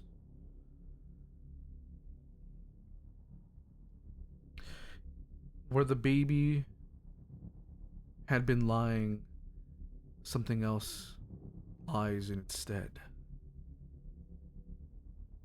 A single black rose. As the wind shifts, a low voice faintly through the fog. Not loud, not threatening, almost amused. Such compassionate heroes. The voice fades. Sir Calrin, you'll see he stands slowly, kind of take a moment, and then turn in the direction towards Castle Ravenloft. Good. He's paying attention. He'll walk towards the party, and as he does, he's gonna kind of just look at y'all.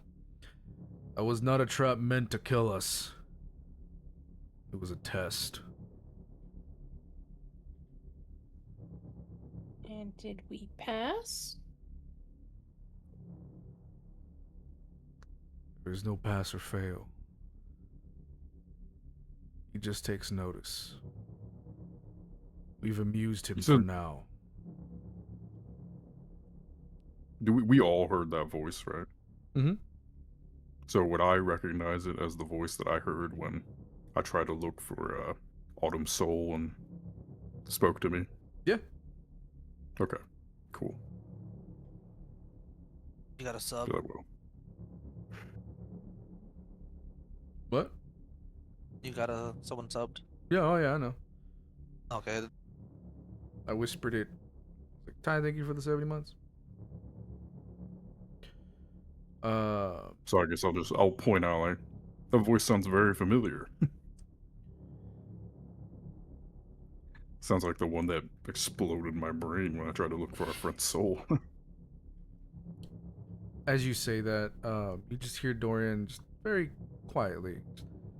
I hate this place already. He's gonna walk back towards the road, following Sir Kaurin.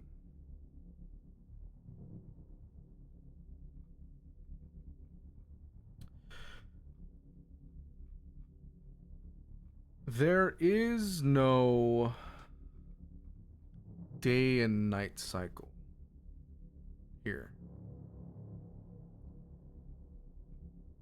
It's just eternally night. So, giving you guys a choice if you guys want to try and make it. I say and laugh because you guys are pretty far away. Y'all want to try and make it to the village? And who knows how long that's going to take? Or do you want to stop for a rest?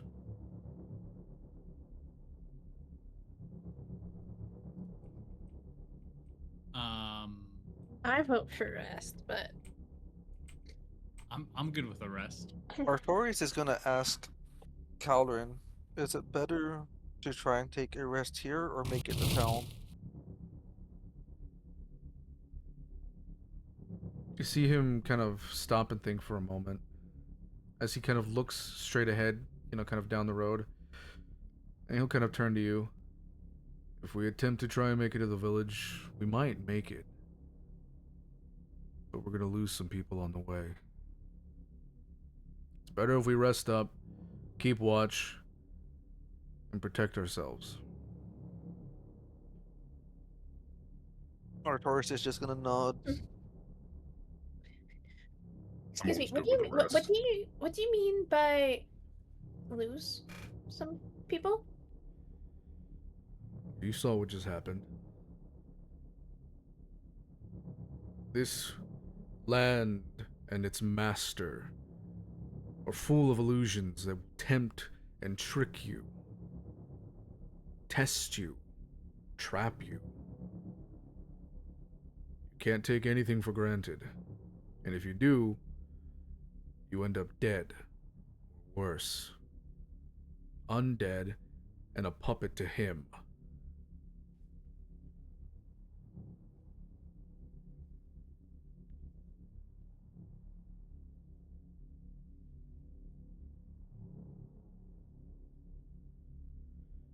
He's gonna look around. Let's walk for an hour and then we'll camp.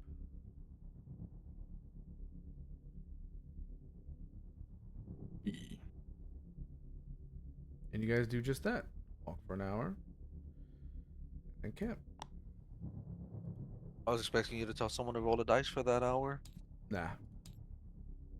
Why are you Question. tempting it? There's plenty of opportunity But for I all like that. playing around with fate, apparently. My item says it can't be used again until the next dawn. Yeah. Does that mean it can't be used again as long as we're in Barovia? No, we'll go in like a 24-hour cycle. Okay, okay. So when you first, like, let's say there's a timer, so you just used it, and then it's, now you can't use it, and you just count 24 hours. Cool. And then another question, the guiding cry, the thing where it gives me like it gives anyone in 30 feet the bonus. It doesn't say how long that lasts. It just says the next attack. So if I used it right now, could the party just kind of like hold on to that? I'll say, I don't know, I'll say adding an addendum until their next long rest. Okay.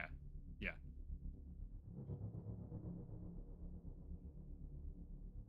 Then Cawpy will kind of like reach up and the raven will like fly down into his hand and then form back into an amber bird figurine. Okay. And he'll shove it into his bag.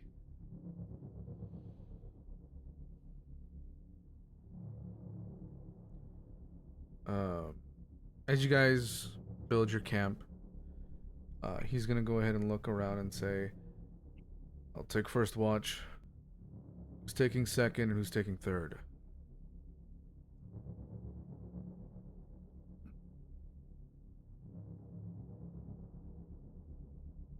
I can take both of them. I don't sleep. He's gonna look at you. Take one of them.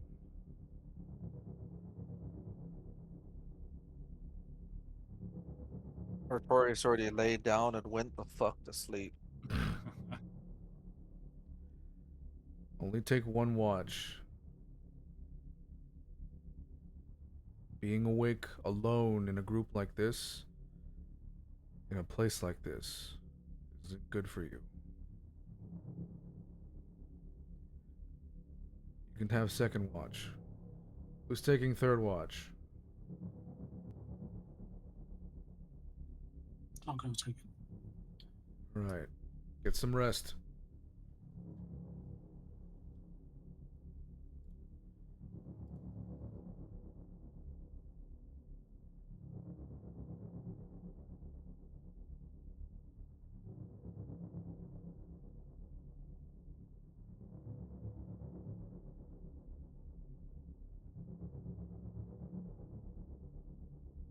Okay, let's see.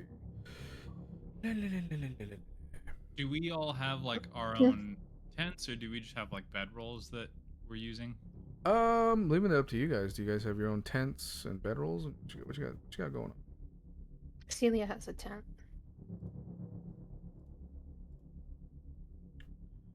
I'm Artorias not too has a sure. tent. Since we're on the side of the road, I'm gonna assume there's like some kind of tree in our camp, so I'm probably just gonna be up at a tree, like usual. Yeah, Cawpy doesn't carry a tent with him just because it's, I don't know. Maybe he would have a bedroll or something, but I think he just kind of sleeps on whatever, wherever.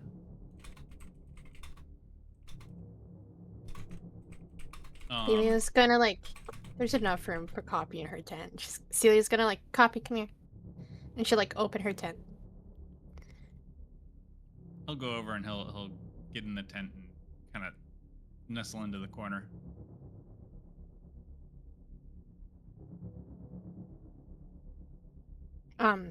As Celia settles in, she'll nod at both.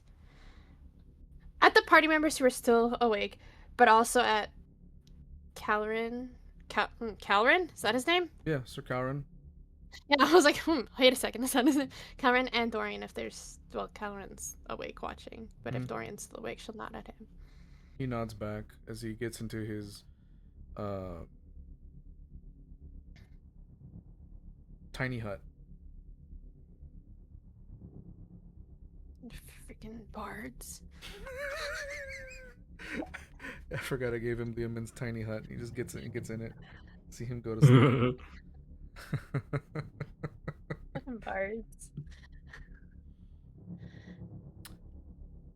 I'm just kind of imagining I'm up in a tree like usual, and I cast Druidcraft, and I made like leaves grow and stuff in a vine, and they're like covering me. My little fairy body. Okay. That is I so seem to be funny pretty that you comfortable make here, so plants grow, but you're a necromancer. Like, that is so ironically funny to me. well, I know that's kind of what I'm kind of going for. Is I like control over life and death and stuff, but I'm still a fairy as well. Spend a lot of time in the Feywild, so yeah, I still have an affinity for nature, but I also like undeath. Everything bows to me.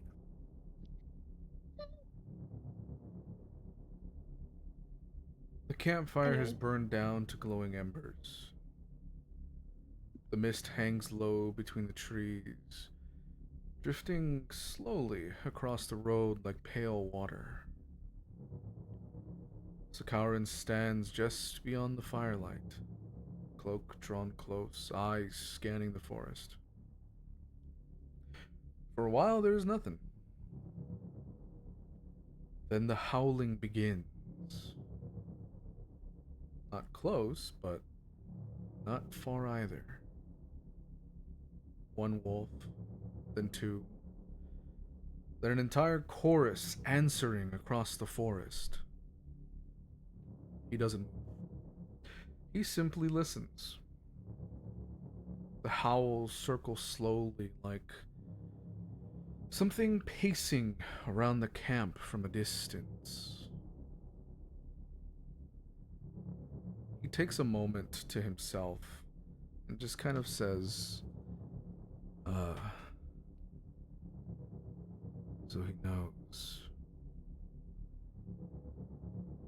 The wolves never approach the fire, but through the mist, Sir Cowrin can see shapes moving between the trees, eyes reflecting moonlight, watching. Sir Cowrin will slowly draw his sword but keep it low, and he speaks softly towards the darkness. Tell your master we are not prey. The wolves stop howling. For a long moment, there is complete silence. Then the shapes in the mist begin to withdraw. One by one, the eyes disappear. The forest becomes quiet again. After a few moments, Cowrin will kind of look back at the sleeping party, at y'all, kind of shake his head a little bit. Won't have long before he tests them properly. He'll move kind of closer to the fire and look towards Castle Ravenloft. And he'll turn back around and just keep watching the road.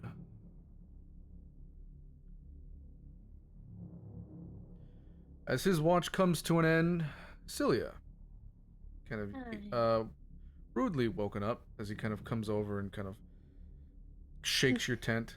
It's your turn. I'll be sleeping. Wake up. I'm responding to you. I'm up. She'll like quietly crawl out.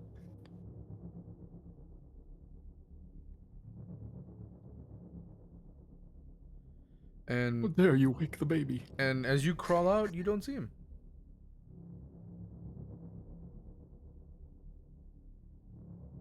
Oh my What? God, I wonder how What, we what, did what that. do you mean I don't see him? Yeah, you don't see him. I wonder how we did that. Oh, Araneth would never know. spooky. That's Total fine, whatever. mystery. All right, go ahead and roll a d12.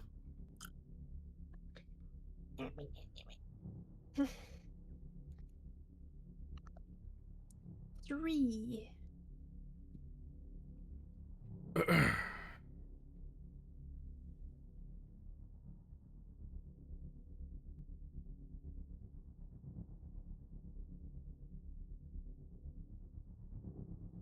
Okay. I don't like how you said that. Second watch. The night grows colder as the fire burns low. The mist hangs heavy around the camp, curling around the trees like pale fingers. You sit alone on watch, the rest of the party sleeping nearby, and for a while there's nothing but the soft crackle of the fire. Then, a flutter of wings. A raven lands on a nearby branch just at the edge of the firelight. It doesn't caw, it simply watches. The bird tilts its head slightly. The fire reflects in its eyes like tiny stars. As you're looking at this bird, you feel something strange. Not hostility, not danger, but awareness. The raven feels intentional. Almost like someone looking through it. What you doing? Feel like somebody's watching through the burn. Mm-hmm.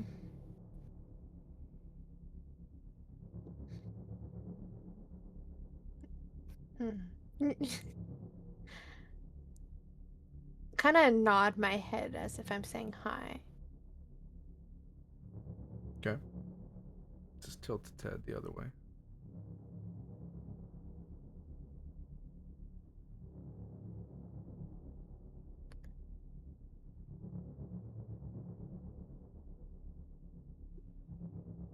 Do you do anything Does it? else?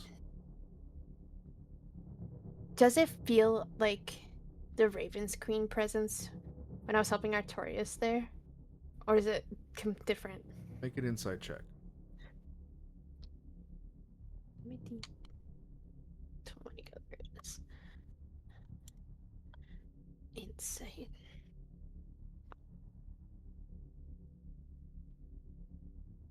$17.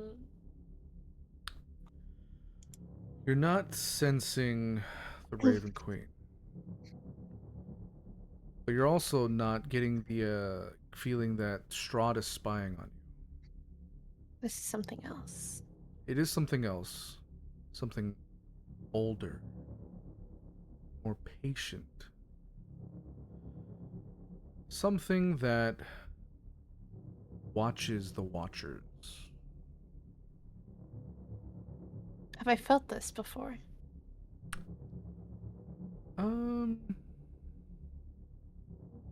No. Something that watches the watchers.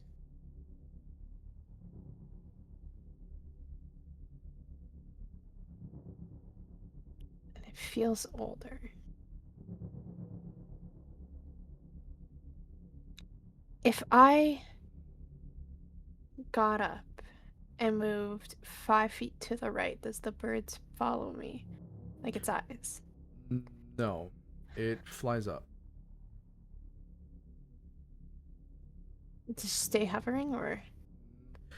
It'll fly up, circle the camp once, then it'll fly off towards the distant silhouette of the castle.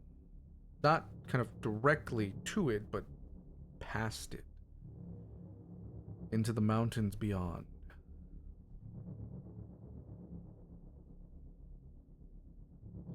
As it flies off and disappears into the mist, you feel a faint warmth from your divine magic, sort of like a whisper brushing the edge of your mind. It's not words, just reassurance. Reassurance that the moon still sees you, even here.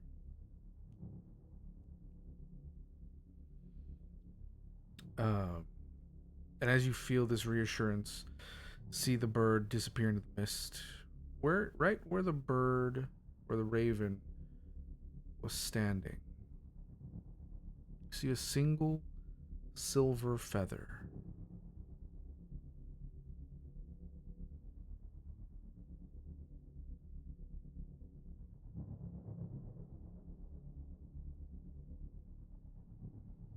Do I know what the silver feather would represent? You're not sure.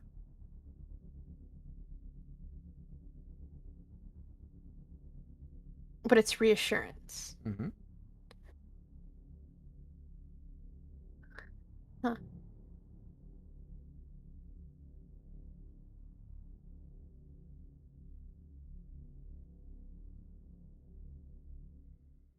Okay.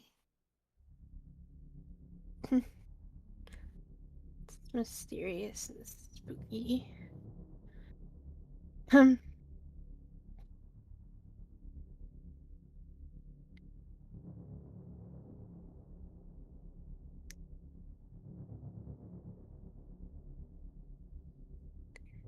I do something when I'm the only one awake right now? Depends on what it is. Okay, I want to do two things. First, I want to try and reach out to Sage. Okay.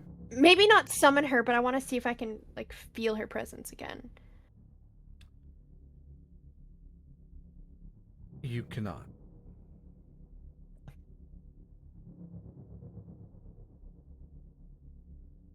Okay, now I'm gonna try and summon her. You cannot.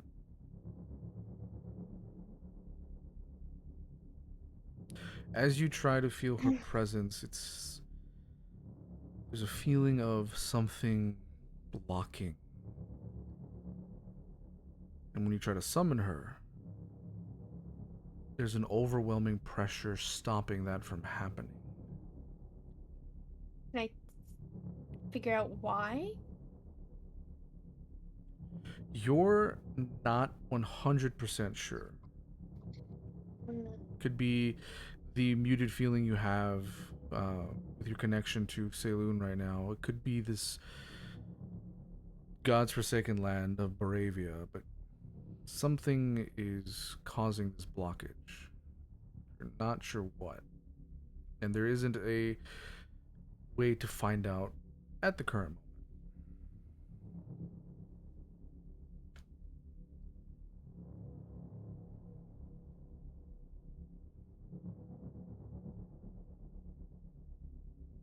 Cool. I'm gonna do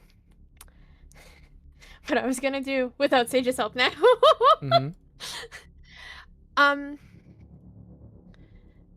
As I'm looking out, the forest seems calm.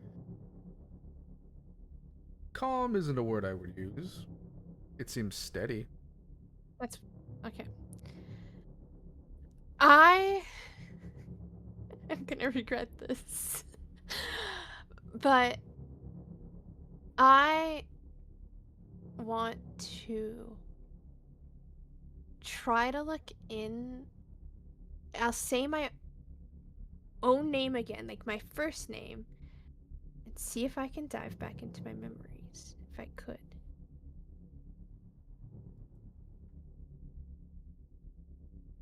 I want to know more about me.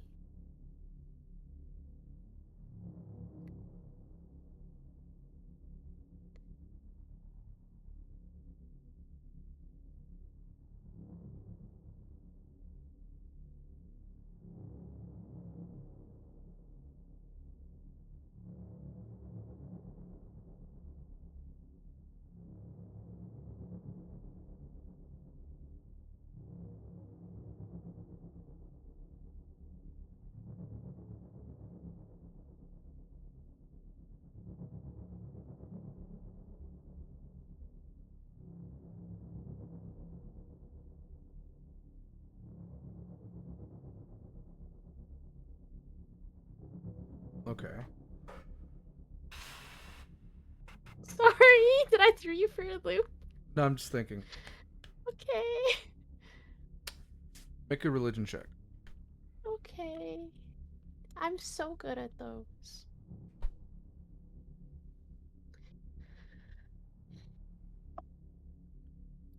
$16.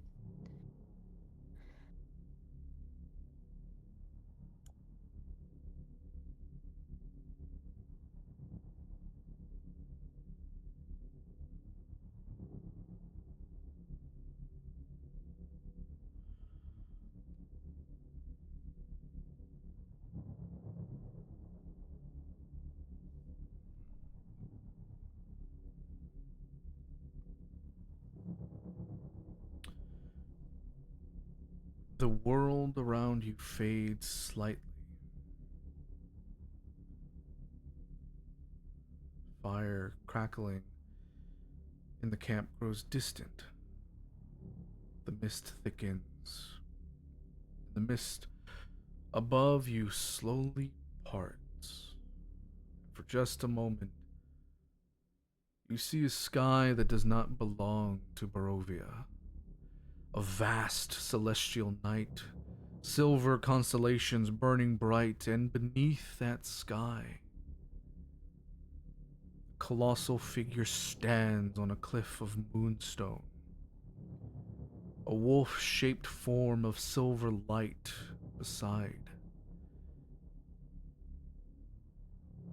And beside that wolf-shaped form is you, but older, ancient, divine. Her hair flows like liquid starlight, and a crown of crescent moons float above her brow.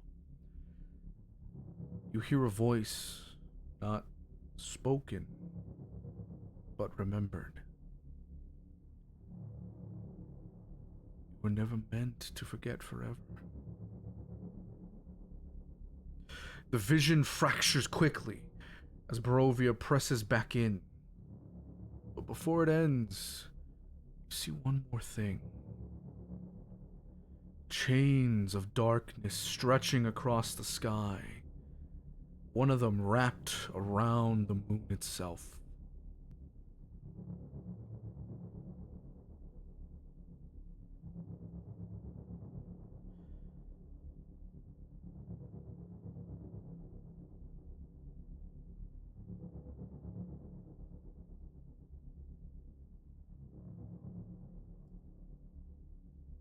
I am now sending you something.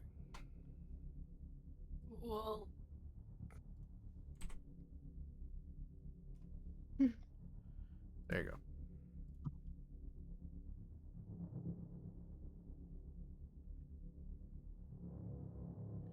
As you are rushed back from the vision, you'll notice that the mist around briefly pulls away from you. Almost as if recognizing something ancient. Then it closes in again.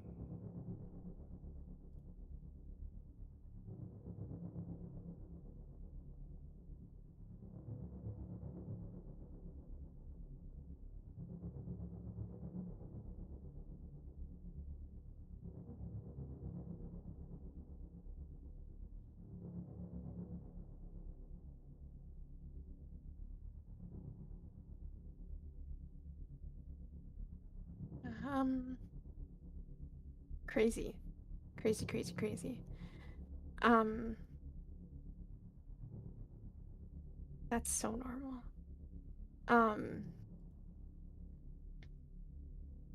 Okay. Celia's just gonna reflect on that we're not supposed to forget forever. And she'll sit and watch for the rest of her watch. Okay.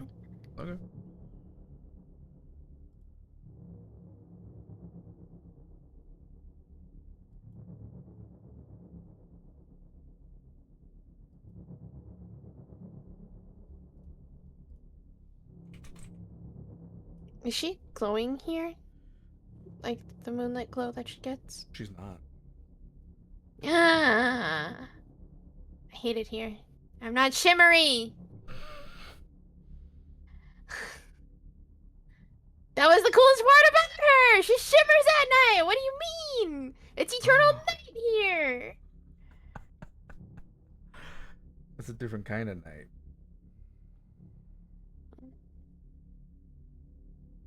You're gonna tell me there's no moon here either.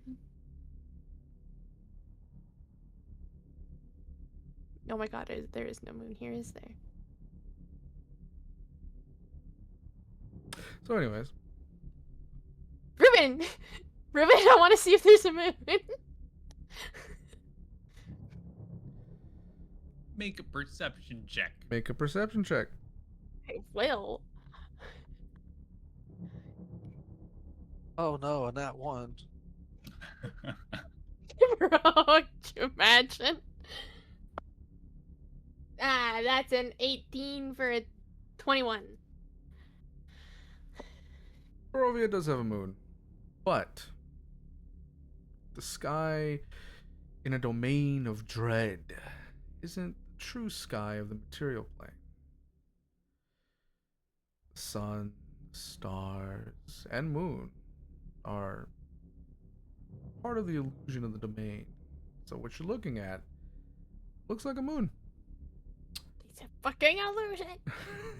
Can I tell?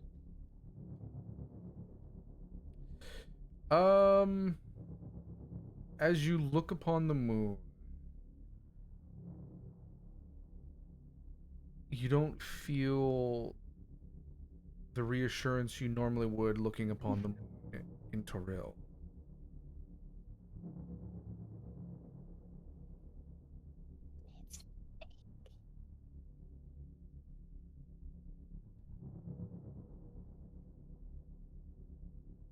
Dude, I'm gonna go down this whole rabbit hole of thinking this moon is fake now, guys.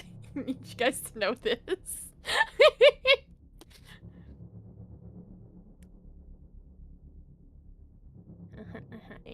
That's really cool. It's the moon is dim compared to what you would normally see. It feels unnatural, almost. This isn't helping my case. But that's the end of your watch. Go wake Tonkai up. Okay. Tonkai rolled a d12. Oh, no. Your turn, buddy. I'm like poking you. Hi. Hi. That force doesn't stop moving. Anyways, good night. 12. 12. Shit.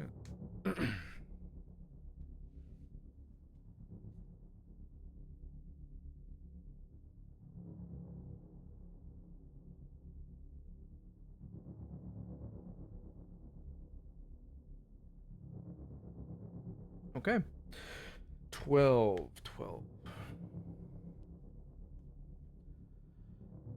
The night has grown even colder.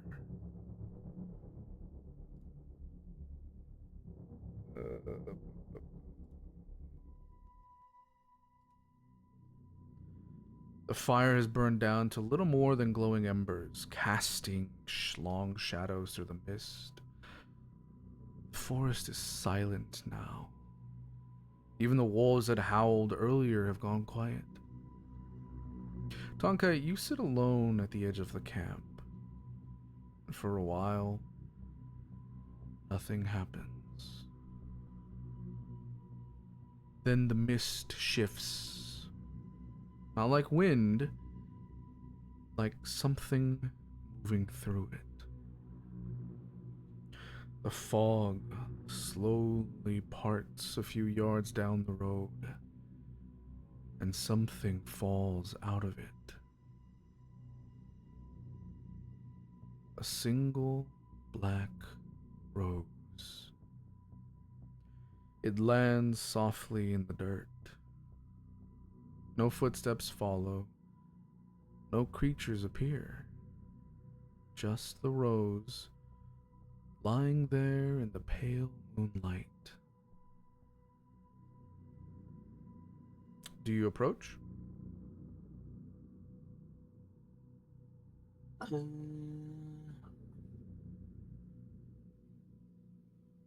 Yes, I do. Okay. As you approach, you feel something strange. This sensation feels similar to that when you made the wish that bound your soul to autumn. It's a faint pull. It's not painful, just present. As you get closer to the rose and kind of look around the forest, there's an overwhelming feeling that someone is watching you. Not nearby, but much farther.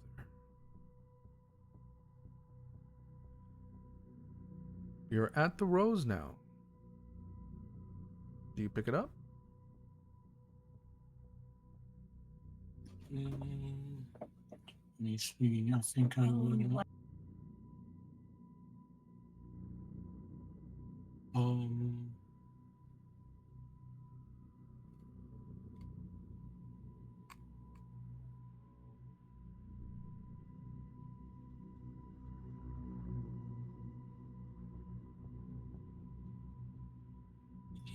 Yes. As you pick up the rose, the wind whispers through the trees, and a voice speaks from somewhere within the mist. Smooth, calm, almost amused. Ah. So these are the heroes who came so far. You recognize the voice.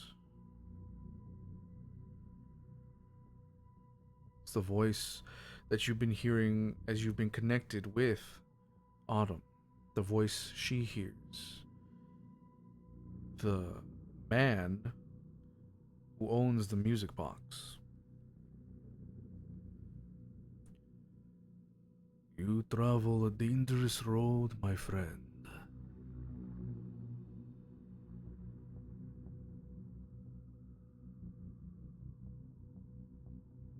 And as he says that, the mist tightens slightly around you, Tonkai.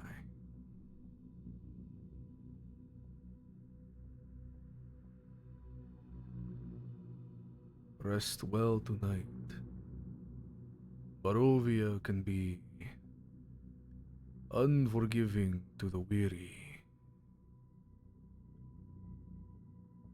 The mist will tighten a little bit further and then release you. The forest returns to silence, and the rose remains in your hand. Its petals are perfectly fresh.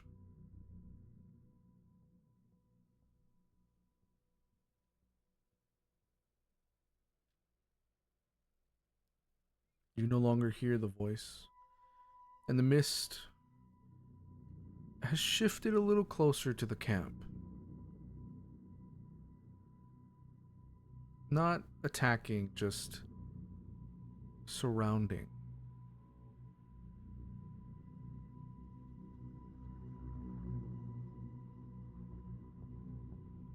So what you doing now?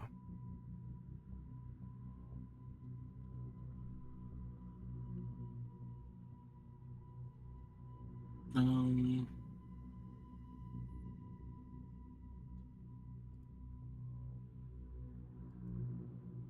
just staring. I'm just kind of taking a moment. I'm staring at the rose, and am I getting anything like off? Like, a rose is now just a rose? Is there anything magical about it still, or? It's a real rose, but as you're looking at it, I need you to make an Arcana check.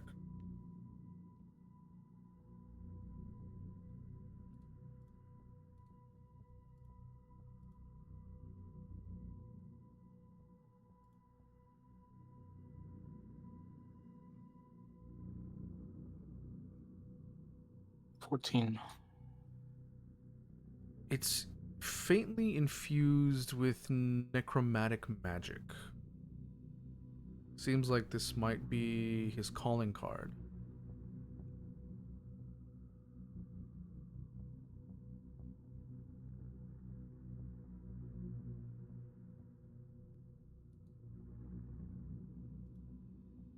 So I get some sort of air of something lingering on it.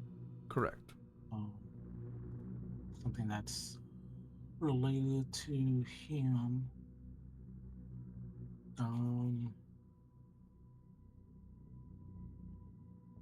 just gonna take a moment and just like as I'm still holding it.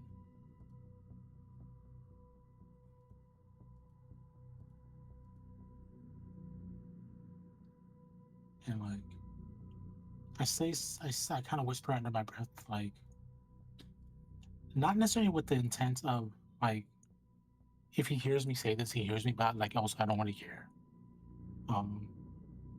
because like not fully understanding how this rose works. I just go, I think the next time we talk will be face to face, and I create bonfire in my hand, and I just burn up the rose. Okay.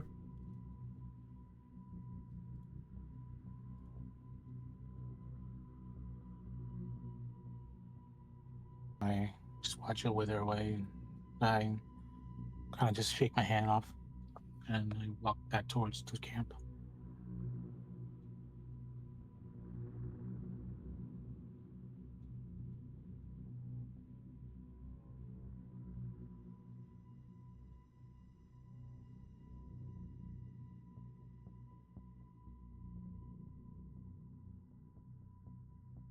Okay. The rose blackens quickly in the flame. Its petals curl inward, turning to ash in your hand, and for a moment, nothing happens. The mist settles, the camp remains quiet. Then far away, in the tallest tower of Castle Ravenloft, a man stands beside an open window overlooking the valley. He is dressed in deep crimson and black. A goblet of dark wine rests loosely in one hand. Strad von Zarovic watches the night as the mists swirl across his land. Then something small happens. The rose in your hand burns completely away. At that exact moment, the flame of a candle beside Strahd flickers, just once. Strahd pauses, turns slightly, eyes narrowing with interest. Then he smiles. It's not anger, not irritation, genuine amusement. He lifts the goblet slightly toward the darkness beyond the window. Face to face. Bold. I'll take a sip of wine. Good. I was hoping this one might have teeth. He sets the goblet down and walks toward the balcony. Below him, Barovia stretches out beneath the pale moon. The mist shifts slowly through the forests, and somewhere out there, strangers to his land, new players have entered his game. Strahd rests his hand on the stone railing. Come then, let us see how long your courage survives my home.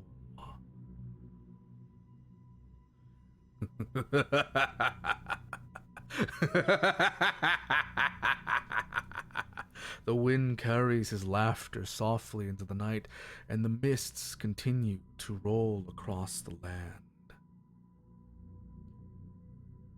And that's where we're ending the session. No.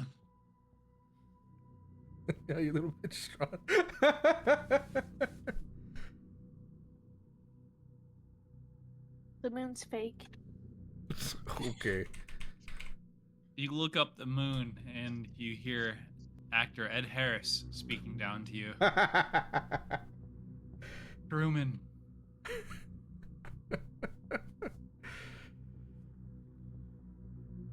Truman, don't leave. I'm assuming we take our long rest. Yeah, you guys can take your long rest. Okay, nice. I did not die yet. Hey Ruben, Yeah? the thing you sent me, does that continue into the next day or is that gone now? No, it continues. Oh, fuck. Okay. Continues into the next day. I was just making sure I had my wording right. Whew. Well, good job, everybody. GG's all. Survived your first GG. night in Barovia. Yosh. I didn't get a chance to test out my new necromancy powers. Maybe next time. Yeah, we'll get plenty of time. Whew. Probably not today, but at some point I do need to talk to you about the sword. Okay. Oh. Yeah, that reminds me. Here, I'll message you. Sure. Anybody else? I mean, I have questions, but you're not probably going to answer them, so. You're right. You spoiled the ending right now. Yes, you all die. Aw, man. So, So, we you already all knew that. die. The world blows up. And then a new Big Bang happens, and we start all over. Oh man, Well, I almost spoiled the most amazing game ever, but I won't. Joke's on you. I'll just revive through it. Okay. Joke's on you. I'm making you the new god of death in the new universe. Oh, I'll take it. Hell yeah. Well, I cast Wish and I reverse it all. oh God. I wish it was all a dream. Jesus. Well, that is going to be it for us today. Thank you guys for being here. I will see you all next Monday. See Yeah. brother. Time. Cruz is gonna make Artorias the kid, the god of death, and he's gonna use my Araneth for our idea. 16th? 2026. Hey, even death needs a right hand man. True. There you go. All right. I am gonna mute, and I'll see you guys later. Sounds Yeah, good. man, I'll- See you guys, Bye. everybody. Bye. Bye. All right, stream. Thank you so much for being here. I hope you guys enjoyed that. We'll be back next Monday, March 16th. To see what these players get into. But for now, that is all I have. Yes, Sarah? This is important.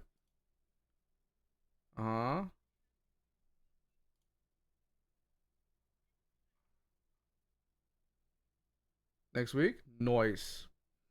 Then we will be talking throughout the week. This week. We'll be talking throughout this week to see what that's going to look like next week then. Okay? Cuz that's no, I got that. But we'll talk throughout the week, see what next month is going to look like then.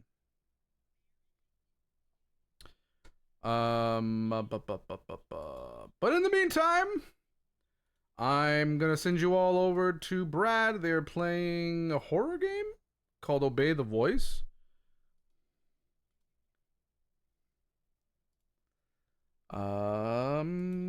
Yes. So let's raid.